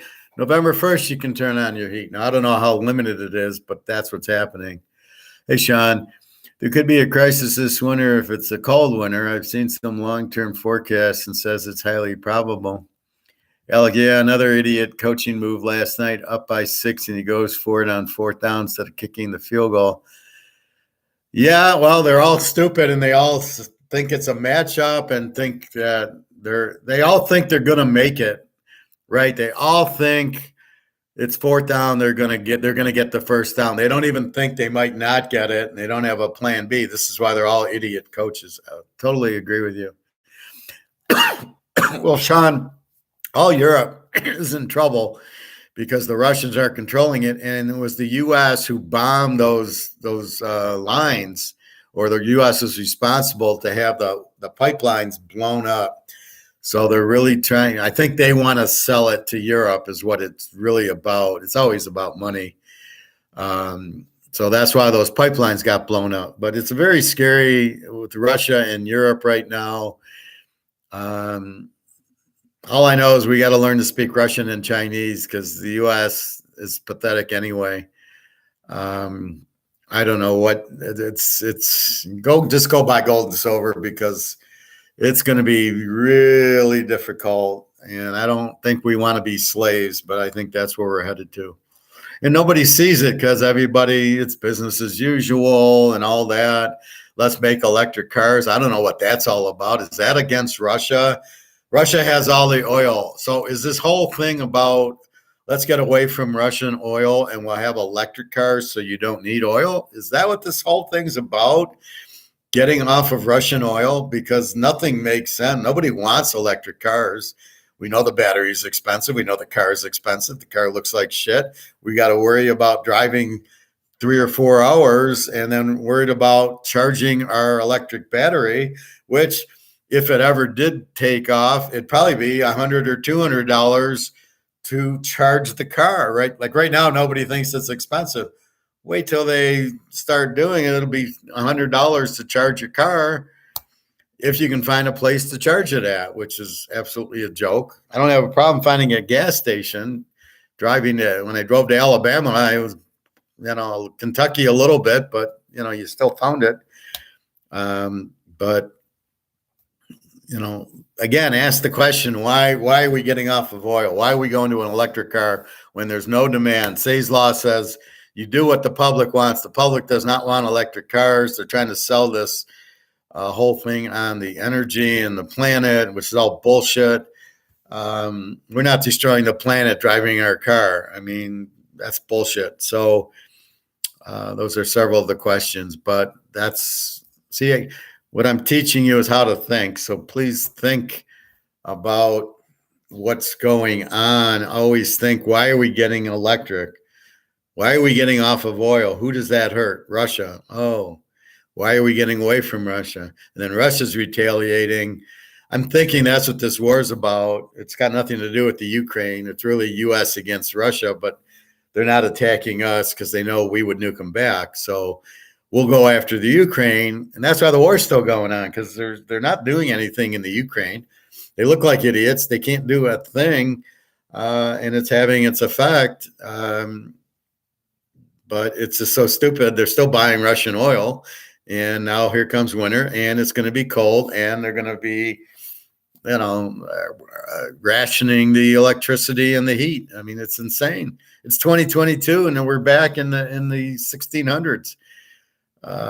It's really pathetic what's going on now. That's why, how do you trust the government? My God, look what they're doing. They're the ones responsible for this bullshit, and people want to trust them. And I'm sitting there going, buy gold, protect yourself. And oh no, well, the guy, this won't happen. Look what happened in the 80s. They'll raise the rates to 20%. We'll be okay.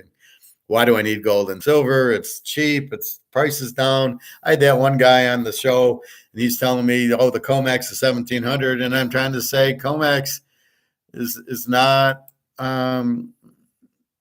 COMEX is not the real price of gold, and so he's trying to shove that in my face, saying I don't believe you. COMEX is down, so I'm not buying gold because COMEX is down, and I'm telling him it's price fixed, it's not real, and he doesn't listen to me, right? I don't know what I'm talking about. I'm going to trust the government, and that COMEX price is real, even though it's price fixed. Even though we know it's price fixed, JP Morgan guys are going to jail over price fixing it. Even though countries are buying gold bars, even though one country bought $500 million worth of gold and silver, I'm going to ignore all that. I'm going to put my head in the sand. I don't want to hear it. So that's really the problem. So we'll talk economics on Wednesday, but just an FYI what's going on. So please be careful. You don't have much time to buy your gold and silver. And the longer you hold U.S. dollars, the more risk you are, because when it happens, it's happening quickly, right? Russia, China's already come out with this dollar backed by gold and silver. Once people are off the U.S. dollar, it collapses very, very quickly. Possibly the end of the year, possibly not. There's no date. You can't. Football, we know tonight there's a game, and we know it starts at 8? We know at 11 it'll be over, and then you can see who won. But you can't do it in gold and silver. Once the shit hits the fan and the dollar's gone and gold goes to 20,000, it's going to be, usually it's over the weekend, right? Friday it's 1,800, Monday it's 20,000, and that's generally the way it works with this. So please be careful, but you got to get in now, because you're not going to be able to get in once the shit hits the fan. So you can either, doesn't make sense. If you have questions, ask me. This is my master's. I'm not going to tell you this if I don't believe it, or if I haven't done it. I show you my gold and silver. So at worst case, okay, I don't know what I'm talking about. You went and bought gold and silver, and okay, I want my money back. So you can go back and sell it to the coin store. He'll happily take it. But meanwhile, they're sold out of silver at the coin store. They have 2 or 3 gold ounces. Well, why is that? Why would they be sold out and not have a lot if it's worthless crap? And they have a lot of other mercury dimes and quarters and other little coins that are graded. It's got a ton of those, but not a lot of gold and silver. So please keep that in mind. that try to use logic in this whole thing. Okay. Understand Comex is bullshit. It's paper. That's the first. So if you don't believe me, do your research. Look at it. Look at the article. JP Morgan's guys are going to jail. 3 guys for price fixing the price of gold in Comex. It's out there. Just Google it. You'll see it. I have it if you want it. And so what's that about then? So forget me. Just do your own research. But that's what's happening. Please be careful. Then we'll be betting with gold and silver. It'll be a much better bet. Then it'll be harder to price fix or to fix the games. You'll have to pay the refs off in gold instead of however they pay them off now. Anyway, it's not going to be pretty, but be prepared. And then we got to buy a bunch of food and water and all that crap. So anyway, don't mean to leave you on that note, but anyway, so tonight I think we took New England. They're in. I got them in 5 teasers to close. A lot of money, so we will see. We're not happy with Jones, but I think Belichick pulls him at half if he really sucking up the joint and turning the ball over. But I think he'll play better. We will see. I think he'll have a rough first quarter. I think by halftime we'll be leading, and then we'll pull away in the second half like Oakland did, like Dallas. Took Prescott a while. And then they came on. I think New England will do that too. But they're not as strong as Dallas, although Oakland handled Houston. So don't get panicky till we go into the fourth quarter. But I don't think Chicago scores a lot. So I think it'll be like a 20-0 game, in my opinion. All right, everybody. Have a good day. www.teaserking.com. Go there. You get my email. Please email me with questions on anything, the football, the gold, whatever you want. And if you want to make a deal on picks, 20%. If you somebody bought the package yesterday, I gave them a deal because we're now like 7 weeks into the season, so we can adjust the full year. So I did that. So anyway, whatever you want to do. www.teaserking.com. Go New England tonight. Just win. And then tomorrow we kind of went through, I kind of did the pros by mistake. It should have been the college, but we'll go through the pros again tomorrow and we'll look at the new lines. So it doesn't this is pretty wide open, whatever we want to talk about. All right, everybody. Have a great day. Thank you. Good luck tonight. And I'll see you tomorrow. Bye-bye.